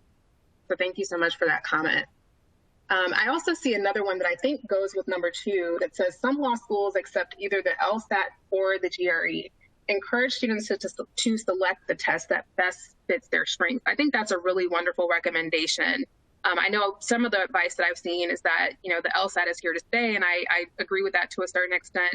And I would more likely encourage someone to think about the LSAT simply because it tends to be more, we still haven't, I think, fully turned the corner where all law schools are accepting the GRE, but certainly there are some that are. And so if your students are interested in those law schools that accept the GRE in lieu of the LSAT outright, then certainly I think that that's a wonderful recommendation. But I also think that in the meantime, if a student is interested in a joint degree program, I think that the law schools tend to be a little bit more amenable to the GRE in those situations across the board. But again, just check the admission standards and the requirements of the law schools that your students are interested in. And certainly if the GRE is accepted outright, like I said, I think that's a wonderful suggestion. All right, any other? So it looks like we had Oh, go ahead. Sorry, it looks like we had some more come in for number 1, courses that focus on critical thinking and developing those schools. For number 2, using more social media. Let's see. Number 4, paying more attention to admissions material apart from LSAT and GPA. Yep. Let's see what else. We did get a comment in the Q&A from Kelly that says, when I meet with students and preparing for the LSAT, we talk about ACT and SAT often, and that often comes up, how they prepared, what worked, what didn't. Some students may not have this background to compare or talk about. Yeah, that's a really great I appreciate that point a lot, because you're absolutely right. If they don't have that prior experience, then they don't realize the gravity of taking a standardized test, and certainly they might not fully prepare for it. And so that's great. I appreciate that additional context for that comment. We did get some more in. Yeah. Tiffany, if you want me to go over them. Please. For number 1, evaluate why a program is a law adjacent major, and does it truly provide the critical thinking, writing skills to benefit potential advocate or applicant. Yeah, and I think that's also something to think about. Obviously pre-law advisors can help students navigate that and figuring out whether or not a particular major or program is going to give them that. But I also hope that the institutions offering those majors are also thinking about that question and evaluating it to improve those major programs. Any others, Jen? Sure. For number 1, possibly reaching out to underrepresented student groups and informing them about pre-law advising and resources. Yeah, that's a really great one. And then for number 4, paying more attention to admissions materials apart from the LSAT. And I'm sorry, I read that one already. LSAT and GPA. It changed colors on me. Yeah. All right. Well, I think we want to move on because I want to make sure I get to the rest of the presentation. But I really appreciate you all for engaging in this exercise with us And it was really wonderful to hear your comments and suggestions about what I've shared so far.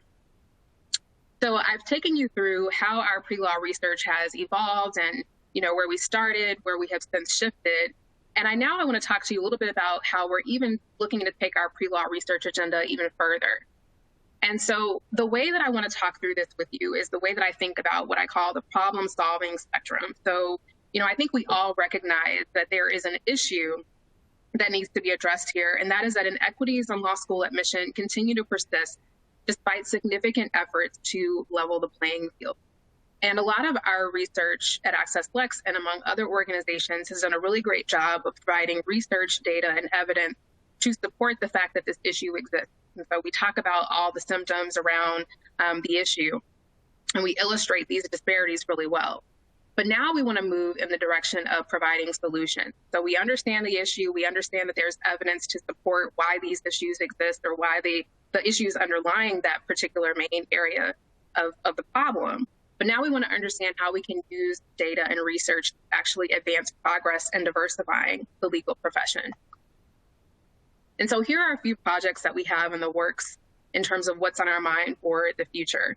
So the first is the AccessLex Lexicon Bar Exam Success Initiative. And this is a project that is very, very large, but one piece of the analysis that our research team is running in regards undergraduate GPA. And so I know a few of you made comments about thinking about the admission process more holistically, as I know many law school admission officers try to do. And as part of that, we want to examine whether or not undergraduate GPA changes over time correlate to how students perform in law school and on the bar exam. And so I believe that part of the admission process right now is to look at undergraduate GPA, but that tends to be looking specifically at the final GPA or just kind of, was the student's academic performance in undergraduate consistent? But really, we want to try to understand whether or not this is a significant relationship. And if so, we would certainly advise and encourage admission officers to think more so about how to leverage that change metric for potentially increasing access for underrepresented students, and specifically students who may not perform well on the LSAT or may have a final undergraduate GPA that is lower than what they otherwise might accept. And then, of course, you all heard a lot about our Lex Scholars program, and Kelsey and Cherie shared a lot of data and analysis preliminarily that's emerging from the first cohort of that program. And of course, we're now in the process of admitting students now for the second cohort that's kicking off this summer. And so part of that research, as they shared, is that we are targeting, or part of that program is targeting students who otherwise would not be admitted to law school based on their academic and pre-law credentials. And so in targeting that group that is the highest need, in our opinion, we want to be able to understand what interventions and activities in the program are most successful in helping them achieve law school admission and also receive scholarship offers. And of course, as we've done today, we're going to continue to share out findings with others who are working in the pre-law space, including pipeline programs, to see if our findings could also help them in the work that they're doing and better set their students up for success. And finally, we have plans to do a need merit aid survey. So with this, we're trying to examine the landscape of institutional aid and how it shakes out across merit versus need, and even the relative, access to this information about these particular types of aid. So if I go onto a particular law school's website, can I easily find information about what qualifies me for need versus merit aid and the process of applying for that particular type of scholarship? So those are a few things that we already have in the works. And so I'm really curious, again, to hear back from you all about the types of research you would like to see that would help you in your work. So are there other ideas that you have in mind? I know someone mentioned earlier, it would be really interesting to see more research about first-generation law students. I absolutely agree with that. So are there other ideas and other thoughts about the type of research that would help you, that aligns with our own agenda of serving to improve outcomes for underrepresented students, but also thinking about moving toward that solution-based thinking and solution-based types of research reporting? Jen, do we have anything? We did get a comment. Law schools tend to be pretty diverse. The profession is not. the disconnect happens after they graduate from law school. Agreed. But I also know that some law schools are more diverse than others. And so we certainly have data to support that. Part of what you've seen in the analyzing the pathways to the JD report. But I absolutely agree that there's certainly a disconnect between the diversity of law students versus what we actually see when they graduate and move into the profession. That's absolutely true. I think it also would be interesting to see more studies of minoritized students' experience in law school. I know Harvard published a study on Asian Americans in the law a few years ago. There was also a study from NELP Foundation on the experiences of women of color in law school. Yes, absolutely. And so I think that kind of dovetails with the comment about first generation students and how we can particularly support them and understand more about the issues that they face when trying to gain access to legal education and the profession. So I absolutely agree. And I think from a solution standpoint, it would be helpful to understand how those students navigated the challenges with the admission process and even how they navigated challenges in law school as students. So I completely agree with that recommendation. Any other comments or thoughts? There are a couple more. Lauren asks or would like to know what LSAT prep is most beneficial. Oh my goodness. So I actually don't have any data or research on that. I wish that I did, but I don't. I will say, though, that I think based on what we've seen with Lex Scholars, and Kelsey shared a little bit more about that when they're engaging with these LSAT prep programs, they tend to do better. And so I don't want AccessLex to be seen as sponsoring or endorsing any one particular program, and we're not in the business of doing that. But I would certainly encourage students to reach out to the most accessible LSAT prep company for them and the one that suits them best, and certainly the one that's the most affordable, because I know that they can be expensive. But sometimes they also offer fee waivers or reduced prices for students who can demonstrate that need. And so I honestly think that I would just push them toward the one that works best for them and just encourage them to make sure that they engage it. I know I was certainly guilty of going through an SAT prep course that I actually didn't use. And so, you know, it didn't really serve me well. And I'm sure that my SAT score would have been much higher if I had actually done the work. But I didn't engage and I didn't do the work. And so, you know, fortunately, it still worked out okay for me. But I think for a student who's really, really trying to get their LSAT score above a certain metric, that would help them increase their chances of admission and increase their chances of receiving a scholarship, that they should certainly take advantage of a prep opportunity. All right, I think in the interest of time, I need to go ahead and move on. And so if we have time at the end, I'll certainly come back to any other questions that have come in to the chat or the Q&A. But finally, I want to leave you with a list of pre-law data and tools that I think should definitely be in your arsenal if they aren't already. And so on the pre-law data sources side, I'm going to share with you the 5 that I find myself going through time and time again. And the first is the American Bar Association required disclosures. This is probably the data set that I use most often in my work because it's the most comprehensive. Every ABA-approved law school is mandated to provide these reports annually in the same format every year for their accreditation purposes. And so the 509 reports, if you're not familiar with them, I would definitely encourage you to get familiar with the data included there. It contains everything from the enrollment by race, ethnicity, attrition, grants and scholarship amounts, and percentages of students receiving grants and scholarships. And then they also have separate reports that provide first-time and ultimate bar passage rates on graduates, as well as their employment outcomes within 10 months. And then I also have listed the LSAC official guide. So this is online. It's also pretty comprehensive. I believe every ABA-approved law school participates. However, the data isn't always consistent. So different law schools get to choose what they include in the official guide for their particular institution. And so that varies across schools, but still really great information there. And I want to come back to this veteran question that I got earlier, as I promised. So the NALP directory of law schools isn't a pre-law data source. I think it's actually intended for legal employers, but this is the one source of data that I can think of and that I've come across that provides counts of law students who are veterans. In addition, I've even seen questions about counts of students with disability. Now, I will say that that's few and far in between. When I last checked the NAUP Directory of Law Schools, there were 89 schools that were participating, and only a handful that I ran across actually reported veteran counts and persons with disabilities. But certainly it's worth a look if you think that a school of interest to you or your students might have that information. It's worth checking that out. They also report in-state and out-of-state enrollment as well. And so that's, again, the only source where I've seen those kinds of enrollment breakouts in that way. And then, believe it or not, the U.S. News and World Report is also a pre-law data source. And so it's not just a data source for rankings. When schools are ranked by U.S. News, they have to provide survey information, one of which is law student indebtedness. And so this is the one public resource that I found that provides information about average loan debt at graduation by law school. And so that's a really important resource there. And then the Wilson Stern Book of Law School List. This is a really great resource as well. It's based on survey data that law schools can complete.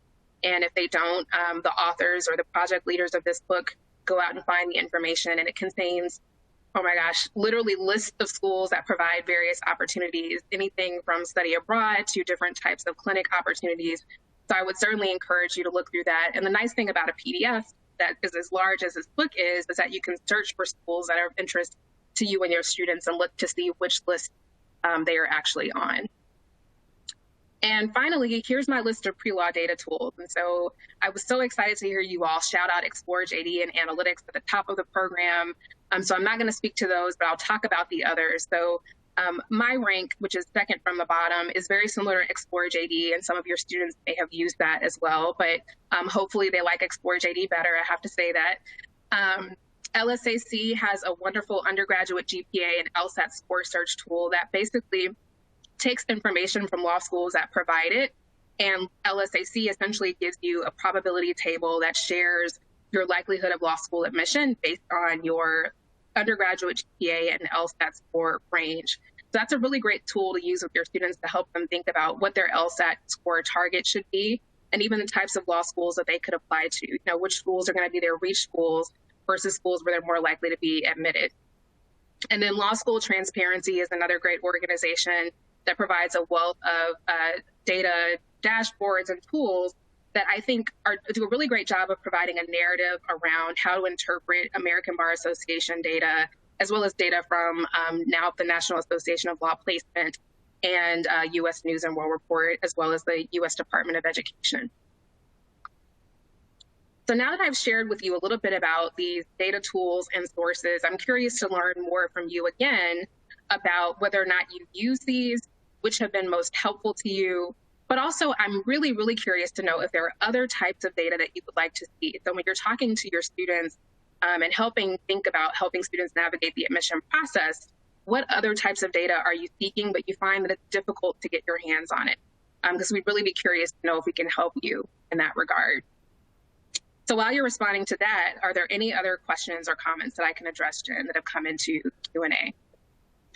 We just have a lot of more research suggestions, so be aware that we'll capture all of this information. But if you didn't think of something during the session, you can always contact us at research@accesslex.org.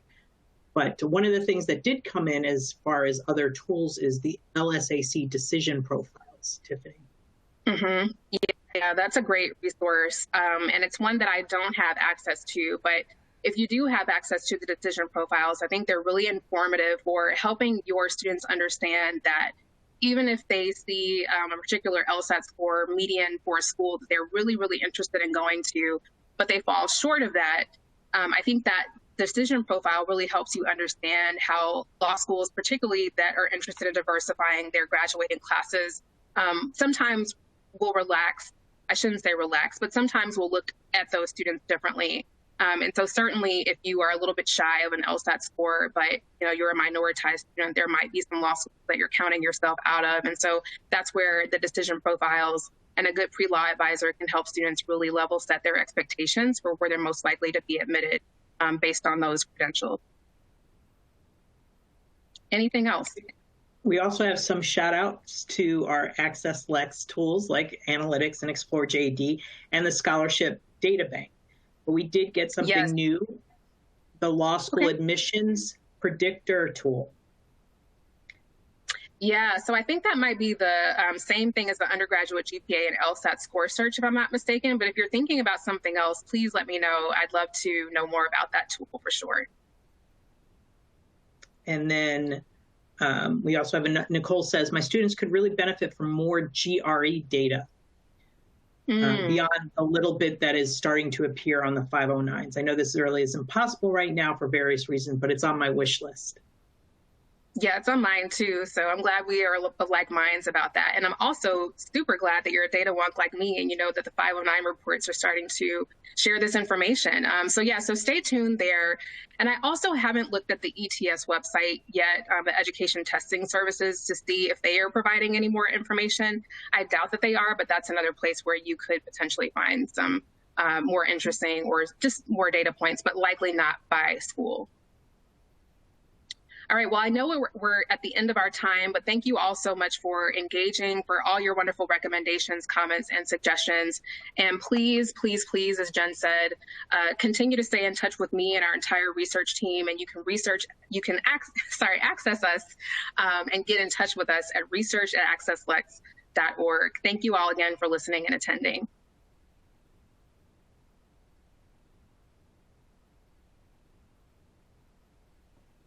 And thank you so much, Tiffany and Jennifer, for that engaging conversation about research. As you heard at the beginning of our sessions today, research is a huge component of what we do at AccessLex Institute because we know the data provides direction. We need to know where we're headed and if we need to pivot. So thank you again for all that fantastic information. And can you believe we're at our last break of the day, but don't forget that we actually do have another activity for you to participate with us. And we want to know the best advice that you have received as a new professional. So share that with us in the Q&A panel, and we will be choosing at random a winner for one of our croquet sets. So again, share with us in the chat, in the Q&A chat, what is the best piece of advice that you've gotten as a new professional? So go ahead, grab a snack and head on back, and we will get started at the top of 4:30. So again, come back with us at 4:30.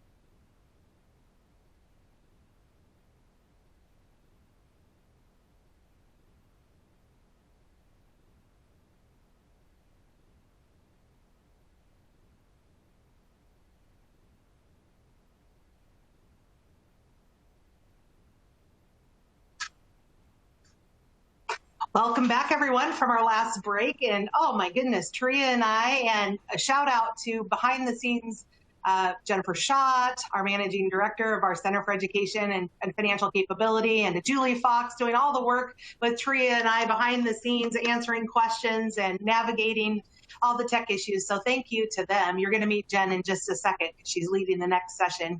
But boy, all of us were looking at the advice coming in, and it was just so inspiring. But we have a winner. I'm going to read their advice, and here it goes. Here's the random winner that we've selected.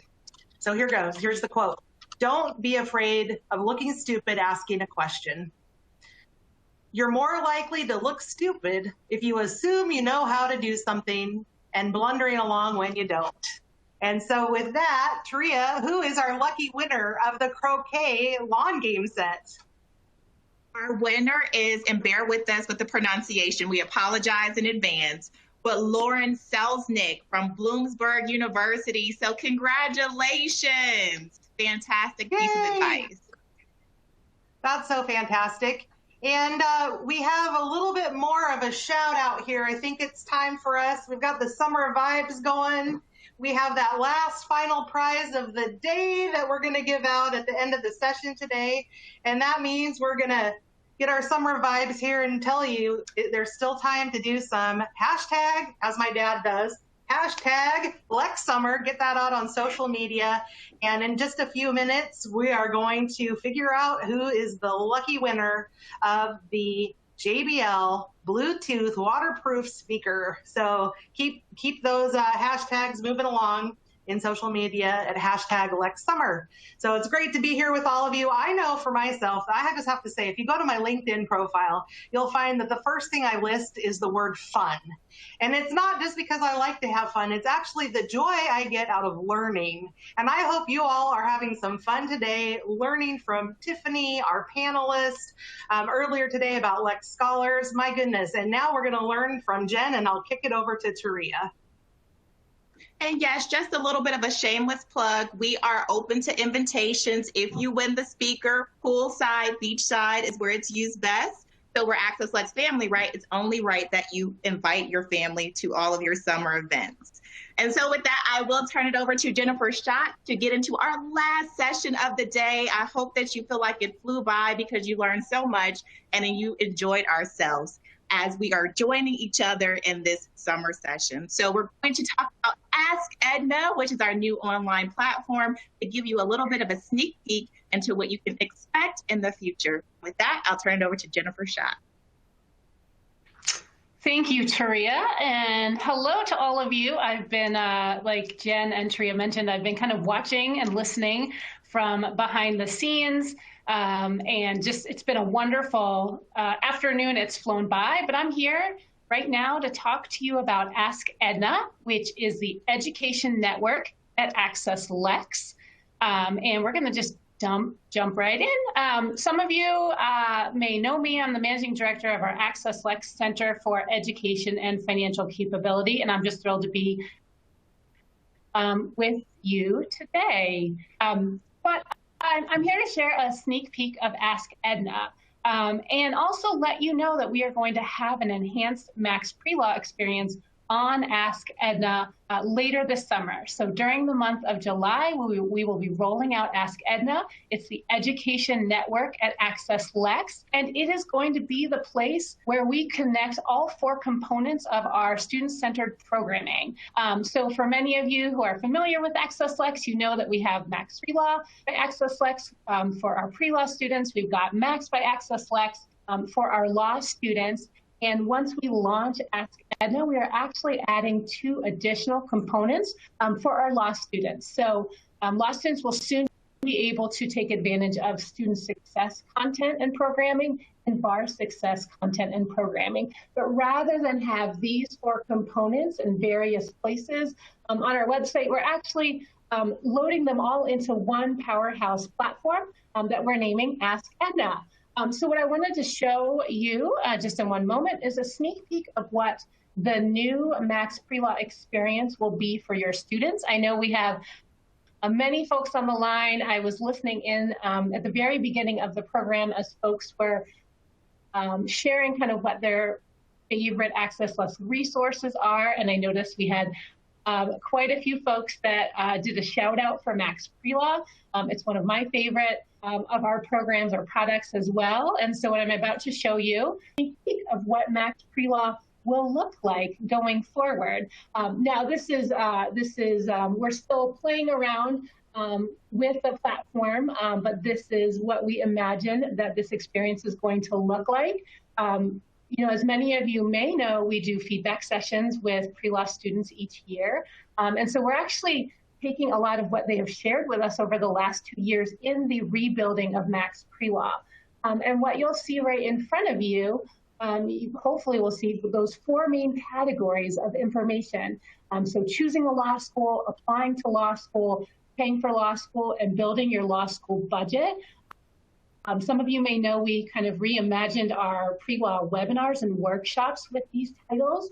And so we are doing the same for Max Prelaw. We are loading the content in based on those categories. One of the main pieces of feedback that we heard from our pre-law students is that they love Max Prelaw.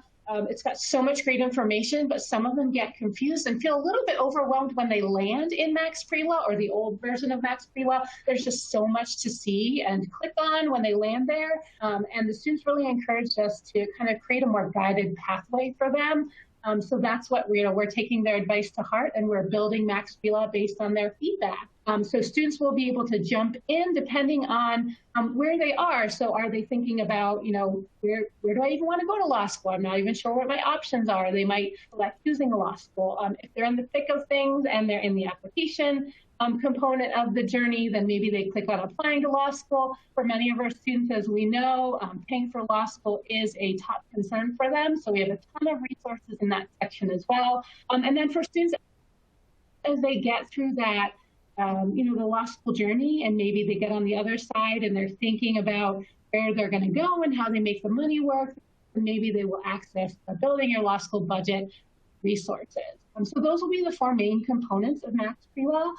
And then we also wanted to highlight some of the tools that we also hear from students are really important to them. So we'll make it really easy for them to access Max Prelaw coaching. So that's where they can talk to one of our accredited financial counselors. They can talk about the application process, the financial aid process, any sort of personal finance topic, budgeting for law school, credit management. So just by clicking on that, they will be able to schedule a coaching call with one of our accredited financial counselors. We also hear from students that they love the worksheets and the checklist that we have in Max Prelaw. So we'll make it really easy for them to access those. And then many of our students want to attend our live webinars. So we're going to make it really easy for them to register right from the top of the platform. And we may sprinkle in some additional resources that we heard from the students themselves that are important to them. We heard a lot of shout outs from the students about Explore JD and about our new data bank. So we probably will be adding some tiles for those as well. And so I'm going to also give you a sneak peek of what you can expect to see when a student clicks on a collection. So if they are interested in learning and seeing the resources related to paying for law school, they'll probably come to a page that looks like this. It will list all of the relevant lessons that we have related to that topic, any worksheets or checklists that are related, and any of the tools, either whether those are AccessLex tools or any other external resources that would be encompassed in that category. So again, this is a sneak peek of Ask Edna. Again, this is our new platform where we're going to house all 4 components of content for our students. And we'll definitely circle back with you in the next couple of weeks as to when we launch Ask Edna and with instructions for your students to get onto the platform.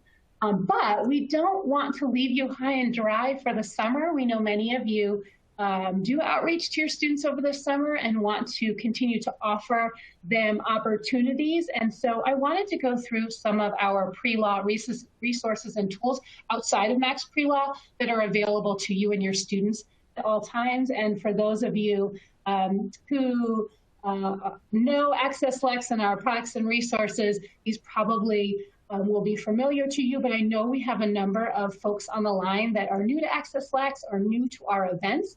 So I'm just going to work my way through all of these resources. And it's really great to see, you know, when I was going out to our website and kind of cataloging all of the resources that we have for pre-law students, we have so many.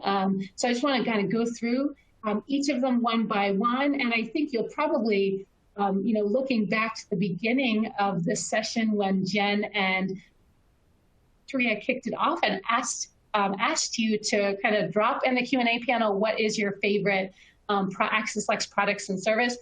We had a lot of shout outs for Access Connects. This is our free helpline for students with application questions, financial aid questions, student loans, any sort of personal finance questions. Oops, sorry about that. They can schedule a call with one of our accredited financial counselors, and we're happy to talk with them once, twice, every month, every quarter. We are there for them, and it's probably one of the things our team enjoys the most is talking directly with the students and helping them through this process. The next tool I want to highlight is analytics, and Tiffany mentioned this in the last session, and we did have a couple of shout outs in the Q&A panel about analytics. And this is where you can analyze, research, and compare law school data.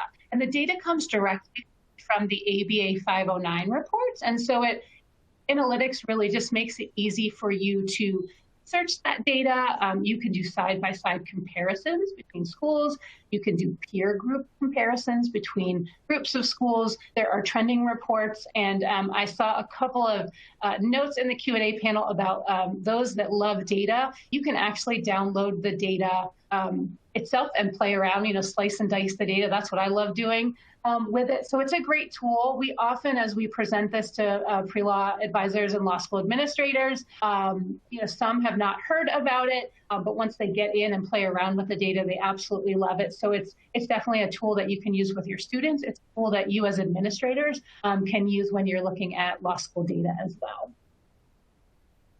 Another tool that we have on our website is the AccessLex Diversity Pipeline Program Directory. And so this is a directory of pipeline programs.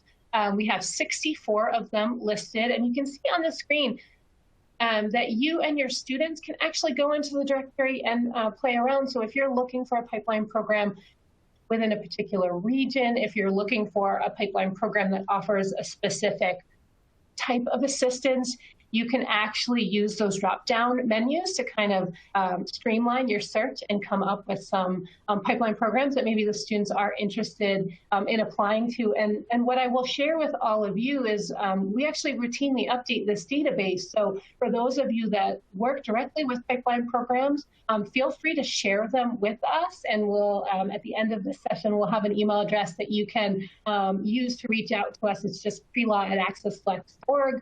But if you know of other pipeline programs or would love to have yours listed, please feel free to reach out because we always want to keep that database as up to date as possible.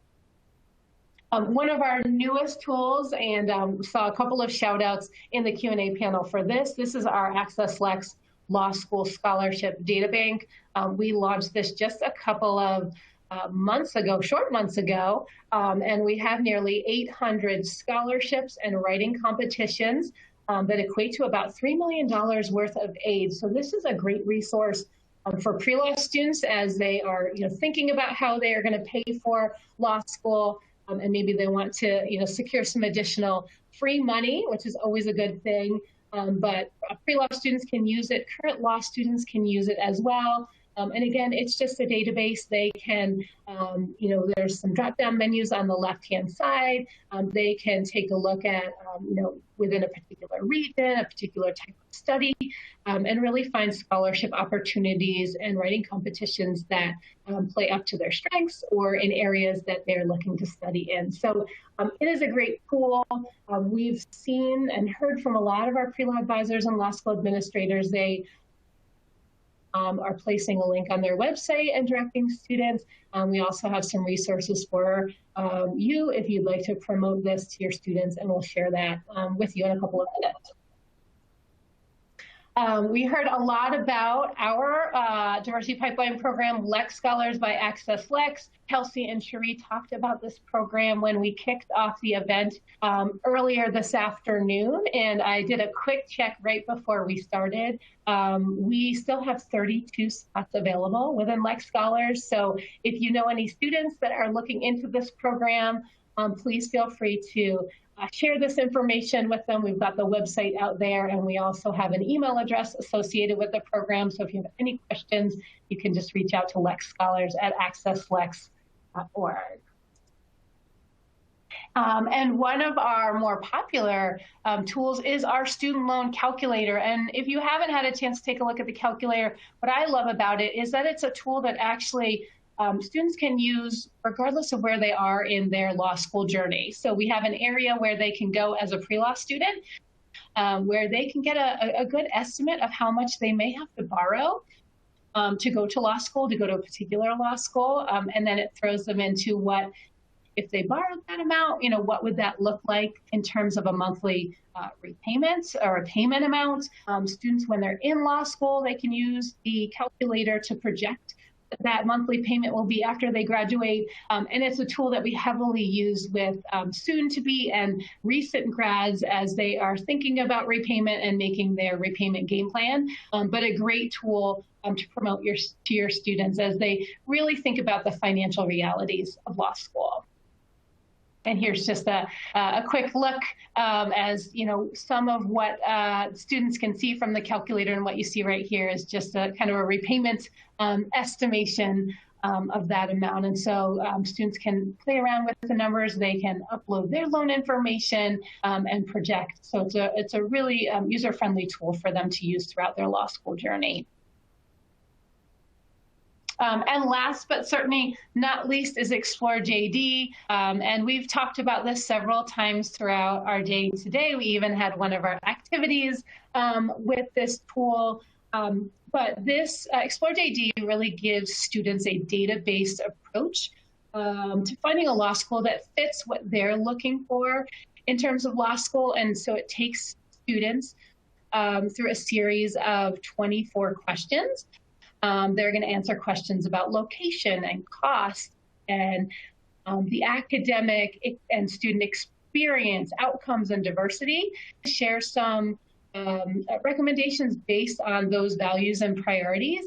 One of the great things about the tool also is as students progress through it, there is a library of data of all of the law schools at the very end. So students, they can take a look at the schools that are returns based on their values and priorities, but they're not limited by that. So if there's a particular school they think they'd be interested in, they can actually access information on those schools as well. So it is a great tool. I highly encourage you to promote this tool to your pre-law students. And for those of you who may not be familiar with our workshop or webinar offerings, but the Choosing a Law School session that we have actually walks students through the tool and kind of gets them acclimated so that they feel comfortable using the tool in the future.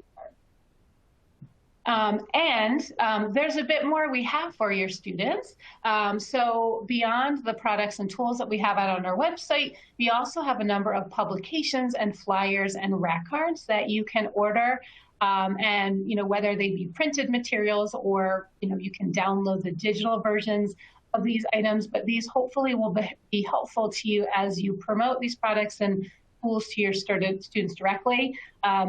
For those of you who are familiar with our Financing Your Legal Education Guide, we are actually working on an update to that guide, and we'll be unveiling that later this summer. It's also going to have a new name, so we are going to be calling that guide going forward, Paying for Law School. So we definitely will share more information with you once we have the new guide in-house for you to download and order for your students. Also wanted to share that we are continuing our summer pre-law webinar series. So the 5 sessions you see in front of you are our pre-law offerings. Every month we are going to be offering these sessions for your students. They can access them and register for them right from our website. We have a student event center and they can find all of these there. We also have a summer webinar series flyer with direct links for students to sign up for these, and we would be happy to share that up with you. And I may just include that in our post-event mailing, just so that you have it handy in case you want to do some outreach to your students this summer. And I'm going to take a quick pause to see if we have any questions in the chat panel, Tria.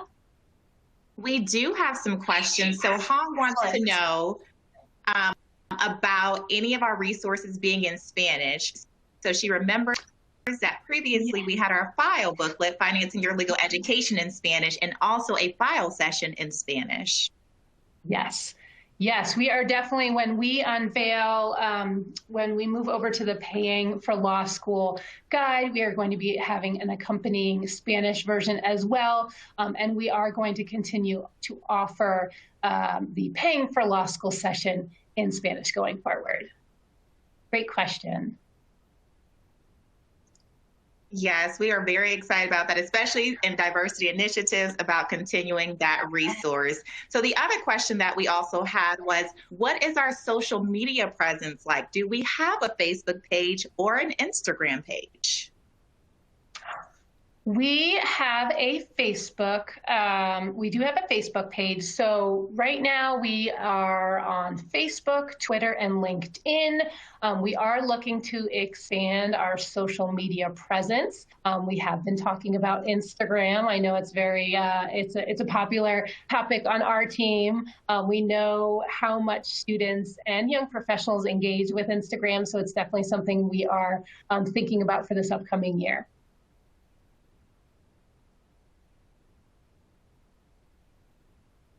All that we have. So if you have any last minute comments that you want to make to wrap everything up, we're more than happy. Yeah, we will. What I will say is we will keep you informed every step of the way when we have a definitive launch date for Ask Edna and more information about the new pre-law experience. We definitely will share that with all of you, and we hope that you will continue to promote our pre-law tools and resources to all of your students. Thank you, Turia. Thank you, Jennifer, for allowing us to have a little bit of a sneak peek into Ask Edna and all of the other pre-law resources that you all can use as you are in your professional roles and also as you're helping your students and your applicants. So thank you again, Jennifer Schott, for that wonderful sneak peek and a look into all of our AccessLex resources. And with that, we are nearly at the end of our day. Can you believe it went so quickly? We hope that you have enjoyed yourself. As Jennifer mentioned, don't forget that we have our webinar series that will continue throughout the summer month and also thereafter. And we want to help you inside and outside of the classroom with our presentations and our tools and resources. So I'm going to turn it back over to Jen Knight for just 1 second to announce our last winner. So I'll turn it over to you, Jen. Thank you so much, Turia. It's so exciting. We have somebody who has been going to town out on the social media front, and I did love it on Twitter. Whoops. Maybe we're both moving our slides around here. And so with the summer vibes, our winner is the Assistant Dean of Admissions from Campbell Law, Morgan Cutright. So you're the winner of the JBL waterproof Bluetooth speaker. So Tria and I will be right over to hang out with you poolside, or if you want to go to the beach, we're ready to go. So congratulations.